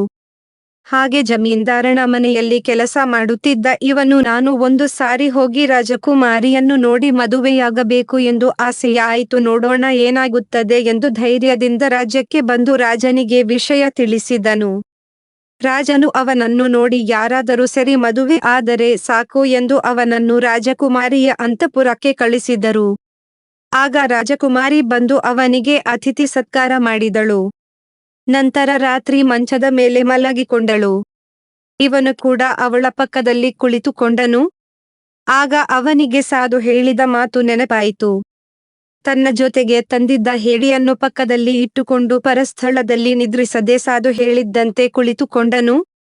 ಮಧ್ಯರಾತ್ರಿಯಲ್ಲಿ ರಾಜಕುಮಾರಿಯ ದಿಂಬಿನ ಕೆಳಗಿನಿಂದ ಮರಿ ವಿಷದ ಹಾವೊಂದು ಹೊರ ಬಂದಿತು. ಅದು ಇವನನ್ನು ಕಚ್ಚಲು ಬರಬೇಕು ಎನ್ನುವಷ್ಟರಲ್ಲಿ ಪಕ್ಕದಲ್ಲಿಯೇ ಇದ್ದ ಬೋಗುಣಿಯಲ್ಲಿದ್ದ ಹೇಡಿ ಹಾವನ್ನು ನೋಡಿ ಹಾವಿನ ಕುತ್ತಿಗೆಯನ್ನು ಬಿಗಿಯಾಗಿ ಹಿಡಿಯಿತು. ರಾಜಕುಮಾರಿ ಗಾಢವಾಗಿ ನಿದ್ರಿಸುತ್ತಿದ್ದಳು. ಇವನು ಹಾವು ಮತ್ತು ಹೇಡಿಯನ್ನು ನೋಡಿ ಹಾವನ್ನು ಕೊಂದು ಹಾಕಿದ್ದನು. ಆಗ ಅವನಿಗೆ ಅರ್ಥವಾಯಿತು, ಪ್ರತಿದಿನ ಬಂದ ರಾಜಕುಮಾರರು ಏಕೆ ಸಾಯುತ್ತಿದ್ದರು ಎಂದು. ಮಲಗಿದಾಗ ಹಾವು ಬಂದು ಎಲ್ಲರನ್ನೂ ಕಚ್ಚುತ್ತಿತ್ತು. ಹಾಗಾಗಿ ರಾಜಕುಮಾರಿಯನ್ನು ಮದುವೆಯಾಗಲು ಬಂದವರೆಲ್ಲ ಮರಣ ಹೊಂದುತ್ತಿದ್ದರು. ಈಗ ಅವನಿಗೆ ಎಲ್ಲವೂ ಅರ್ಥವಾಯಿತು. ಸಾಧು ಹೇಳಿದ 3 ಮಾತುಗಳು ಸತ್ಯವಾಯಿತು. ಸತ್ಸಂಗ ಮಾಡಿದವರಿಗೆ, ಹಿರಿಯರ ಮಾತು ಪಾಲಿಸಿದವರಿಗೆ ಒಳ್ಳೆಯದಾಗುತ್ತದೆ ಎಂದು ಅವನಿಗೆ ಗೊತ್ತಾಯಿತು. ಮಾರನೇ ದಿನ ರಾಜನು ಇವನು ಕೂಡ ಸತ್ತಿರಬಹುದು ಎಂದು ಅಂತಃಪುರಕ್ಕೆ ಬಂದನು. ಆಗ ರಾಜನಿಗೆ ಇವನು ಬದುಕಿದ್ದನ್ನು ನೋಡಿ ಆಶ್ಚರ್ಯವಾಯಿತು ಮತ್ತು ಸಂತೋಷವಾಯಿತು. ತನ್ನ ಮಾತಿನಂತೆ ಅವನಿಗೆ ಮಗಳನ್ನು ಮತ್ತು ರಾಜ್ಯವನ್ನು ಕೊಟ್ಟನು. ಇವನು ರಾಜ್ಯಕ್ಕೆ ಅಜ್ಜಿಯನ್ನು ಕರೆಸಿದನು. ನಂತರ ರಾಜಕುಮಾರಿಯನ್ನು ಮದುವೆಯಾಗಿ ಆ ರಾಜ್ಯಕ್ಕೆ ರಾಜನಾದನು. ಗೌತಮ ಬುದ್ಧ. ಸುಖದ ಸುಪತ್ತಿನಲ್ಲಿ ಸುಖವಾಗಿ ಸುಖ ಅನುಭವಿಸುವ ನಿನಗೆ, ಕಲ್ಲು ಮುಳ್ಳು ಬಂಡೆ ಬಿಸಿಲುಗಳ ನಡುವೆ ಕಷ್ಟ ಕಾರ್ಪಣ್ಯದ ಆಜೀವನ ಬೇಕಾಗಿತ್ತೇ ನಿನಗೆ ಬುದ್ಧ. ಮನೋಹರ ಮಡದಿ ನಿನಗಿರಲು, ಸುಂದರವಾದ ಎಳೆಯ ಮಗು ನಿನಗಿರಲು, ತಂಪಾದ ಆ ಅರಮನೆ ಬಿಟ್ಟು ಹೊರಡಲು ಮನಸ್ಸಾದರೂ ಹೇಗೆ ಬಂದಿತ್ತು ನಿನಗೆ ಬುದ್ಧ. ಎಲ್ಲರನ್ನೂ ಬಿಟ್ಟು ಕಾಡುಮೆಡಿನಲ್ಲಿ ಸುಳಿದಾಡುತ್ತಿರಲು ಅಪ್ಪ ಅಮ್ಮ ಪರಿಜನರ ಆ ಸವಿ ನೆನಪು ಒಮ್ಮೆಯಾದರೂ ಬರಲಿಲ್ಲವೇ ನಿನಗೆ ಬುದ್ಧ.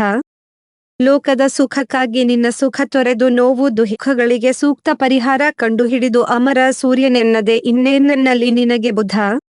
ರಚನೆ ಮಲ್ಲಿಕಾರ್ಜುನ ಲಾಧಕರ್, ಹಾರೂರಗೇರಿ, ಬೀದರ್. 10 ಅಡುಗೆ ಮನೆ ಆಹಾರೆಯಪ್ಪ, ಆಂಬೋಡೆ. ನವರಾತ್ರಿಯಲ್ಲಿ ಶಕ್ತಿ ದೇವತೆ ದುರ್ಗೆಯನ್ನು ವಿಶೇಷವಾಗಿ ಅಲಂಕರಿಸಿ ಪ್ರತಿದಿನವೂ ವಿಧವಿಧವಾದ ತಿಂಡಿ ತಿನಿಸು ಮಾಡಿ ನೈವೇದ್ಯ ಅರ್ಪಿಸುವುದು ಪದ್ಧತಿ. ಈ ನೈವೇದ್ಯಕ್ಕೆ ಸೊಗಸು ಎರೆಯಪ್ಪ, ಬಾದಾಮಿ ಪುರಿ, ಆಂಬೋಡೆ, ಜಾಮೂನು ಹಾಗೂ ಚಿಕ್ಕಿ. 1 ಎರೆಯಪ್ಪ. ಏನೇನು ಬೇಕು?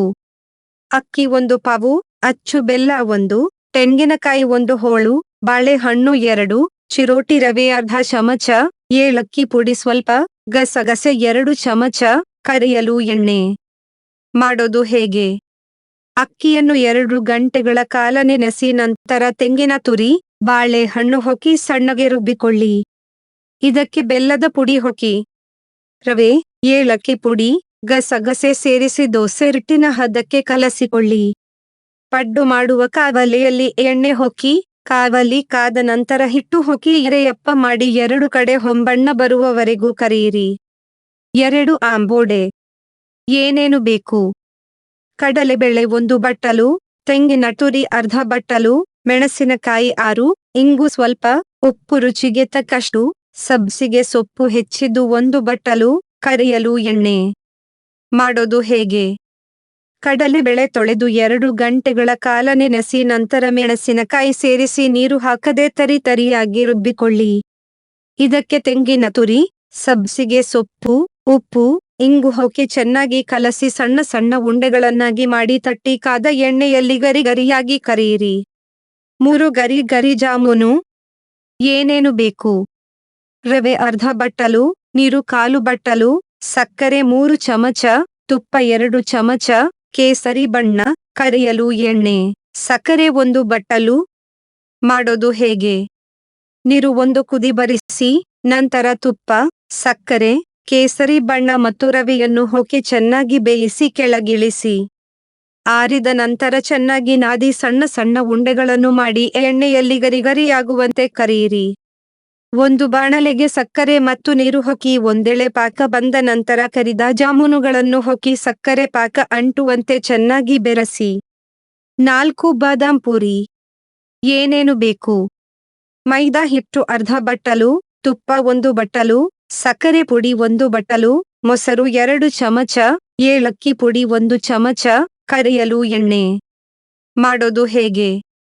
ಮೈದಾ ಹಿಟ್ಟಿಗೆ ತುಪ್ಪ ಸೇರಿಸಿ ಚಪಾತಿ ಹಿಟ್ಟಿನ ಹದಕ್ಕೆ ಕಲಸಿ 10 ನಿಮಿಷ ನೆನೆಯಲು ಬಿಡಿ. ಎಣ್ಣೆ ಕಾಯಲು ಇಡಿ. ಹಿಟ್ಟನ್ನು ಸಣ್ಣ ಸಣ್ಣ ಉಂಡೆ ಮಾಡಿಕೊಳ್ಳಿ. ಪೂರಿ ಹಾಳೆಯಷ್ಟು ಅಗಲಕ್ಕೆ ಒತ್ತಿ ನಂತರ ಅರ್ಧಕ್ಕೆ ಮಡಿಸಿ. ಆಮೇಲೆ ತ್ರಿಕೋನದ ಆಕಾರಕ್ಕೆ ಬರುವಂತೆ ಮಡಚಿ ಹಗುರವಾಗಿ ಲಟ್ಟಿಸಿ ಎಣ್ಣೆಯಲ್ಲಿ ಹೊಂಬಣ್ಣ ಬರುವವರೆಗೂ ಕರಿಯಿರಿ. ಬಾಣಲೆಯಿಂದ ತೆಗೆದ ತಕ್ಷಣ ತಟ್ಟೆಯಲ್ಲಿ ಹಾಕಿ ಏಲಕ್ಕಿ ಪುಡಿ ಸೇರಿಸಿದ ಸಕ್ಕರೆ ಪುಡಿಯನ್ನು ಪುರಿಯ ಮೇಲೆ ಉದುರಿಸಿ. 5 ಶೇಂಗಾ ಬಾದಾಮಿ ಚಿಕ್ಕಿ. ಏನೇನು ಬೇಕು? ಹುರಿದ ಶೇಂಗಾ ಬೀಜ 1 ಬಟ್ಟಲು, ಬಾದಾಮಿ 1 ಬಟ್ಟಲು, ಬೆಲ್ಲದ ಪುಡಿ 2 ಬಟ್ಟಲು, ತುಪ್ಪ 2 ಚಮಚ. ಮಾಡೋದು ಹೇಗೆ? ಬಾದಾಮಿಯನ್ನು ಬಿಸಿ ಮಾಡಿ ಸಣ್ಣಗೆ ಪುಡಿ ಮಾಡಿಕೊಳ್ಳಿ. ಶೇಂಗಾ ಬೀಜ ಪುಡಿ ಮಾಡಿ ಬೆರೆಸಿ. ಬೆಲ್ಲಕ್ಕೆ 2 ಚಮಚ ನೀರು ಹಾಕಿ ಕುದಿಯಲು ಇಡಿ. 1 ಏಳೆ ಪಾಕ ಬಂದ ನಂತರ ಆರಿಸಿ ಶೇಂಗಾ, ಬಾದಾಮಿ ಪುಡಿ, ತುಪ್ಪ ಹಾಕಿ ಚೆನ್ನಾಗಿ ಬೆರೆಸಿ ತಟ್ಟೆಯಲ್ಲಿ ಸಮನಾಗಿ ಹರಡಿ. ಬಿಸ್ಕೆಟ್ ಕಟರ್ ಸಹಾಯದಿಂದ ತಕ್ಷಣ ಕತ್ತರಿಸಿ. 11 ಮಿತ್ರ ಜ್ಯೋತಿ ವಾರ್ತೆ. 1 ಆಗಸ್ಟ್ 2025 ರಂದು ಬಾಷ್ ಕಂಪನಿಯ ಉತ್ಸಾಹಭರಿತ ಸ್ವಯಂ ಸೇವಕರ ತಂಡವು ತಮ್ಮ ಸಾಮಾಜಿಕ ಕಾರ್ಪೊರೇಟ್ ಜವಾಬ್ದಾರಿಯ ಭಾಗವಾಗಿ ಮಿತ್ರ ಜ್ಯೋತಿ ಸಂಸ್ಥೆಗೆ ಭೇಟಿ ನೀಡಿ ಅಲ್ಲಿ ನಡೆಯುತ್ತಿರುವ ಕಾರ್ಯಚಟುವಟಿಕೆಗಳನ್ನು ವೀಕ್ಷಿಸಿ ಅದರಲ್ಲಿ ಭಾಗವಹಿಸಿದರು. ಅವರ ಸಮಯ, ಬದ್ಧತೆ ಹಾಗೂ ಸಹಕಾರಕ್ಕಾಗಿ ಇವರೆಲ್ಲರಿಗೂ ಮಿತ್ರ ಜ್ಯೋತಿ ಸಂಸ್ಥೆಯು ಧನ್ಯವಾದಗಳನ್ನು ಅರ್ಪಿಸುತ್ತದೆ. 7 ಆಗಸ್ಟ್ 2025 ರಂದು ಮಿತ್ರ ಜ್ಯೋತಿ ಸಂಸ್ಥೆಗೆ ಬ್ರಹ್ಮಕುಮಾರಿ ಸಮಾಜದ ಸಹೋದರಿಯರು ಭೇಟಿ ನೀಡಿ ಸಂಸ್ಥೆಯ ವಿದ್ಯಾರ್ಥಿಗಳು ಹಾಗೂ ಸಿಬ್ಬಂದಿಗಳಿಗೆ ಪ್ರೀತಿಯಿಂದ ರಾಖಿ ಕಟ್ಟಿ ರಕ್ಷಾಬಂಧನವನ್ನು ಆಚರಿಸಿದರು. ಅವರು ಪ್ರೀತಿ, ಕಾಳಜಿ ಹಾಗೂ ಸದ್ಭಾವನೆಯೊಂದಿಗೆ ಎಲ್ಲರಿಗೂ ತಿಲಕವನ್ನಿಟ್ಟು ಆಶೀರ್ವದಿಸಿದರು. ಇಂತಹ ಸಂದರ್ಭಗಳು ಹೇಗೆ ಸಮಾಜದಲ್ಲಿ ಪ್ರೀತಿಯು ಎಲ್ಲ ಅಡೆತಡೆಗಳನ್ನು ಮೀರಿ ದಯೆಯನ್ನು ಪಸರಿಸುತ್ತದೆ, ಬಾಂಧವ್ಯವನ್ನು ಸೃಷ್ಟಿಸುತ್ತದೆ ಎಂಬುದನ್ನು ತೋರಿಸುತ್ತದೆ. ಆಗಸ್ಟ್ 2ನೇ ವಾರದಿಂದ ಹಿಲಿಯಾನ್ ಕಂಪನಿಯ ಸ್ವಯಂ ಸೇವಕರ ತಂಡವು ಮಿತ್ರ ಜ್ಯೋತಿಯ ಫಲಾನುಭವಿಗಳಿಗೆ ವಿವಿಧ ಚಟುವಟಿಕೆಗಳಲ್ಲಿ ತರಬೇತಿಯನ್ನು ನೀಡಲು ಪ್ರಾರಂಭಿಸಿದೆ. 9 ಆಗಸ್ಟ್ ರಂದು ಈ ತಂಡದ ಸ್ವಯಂ ಸೇವಕರು ಮಿತ್ರ ಜ್ಯೋತಿಯ ವಿದ್ಯಾರ್ಥಿಗಳಿಗೆ ರಾಖಿಯನ್ನು ಕೊಟ್ಟಿ ಸಿಹಿ ಹಂಚಿದರು. 23 ಆಗಸ್ಟ್ ರಂದು ಹಿಲಿಯಾನ್ ಜಿ.ಸಿ. ಭಾರತದ ಮುಖ್ಯಸ್ಥರಾದ ಶ್ರೀ ಪೀಟರ್ ಅವರು ಕೂಡ ಮಿತ್ರ ಜ್ಯೋತಿ ಸಂಸ್ಥೆಗೆ ಆಗಮಿಸಿ ವಿದ್ಯಾರ್ಥಿಗಳೊಂದಿಗೆ ಸಂವಾದಿಸಿದರು.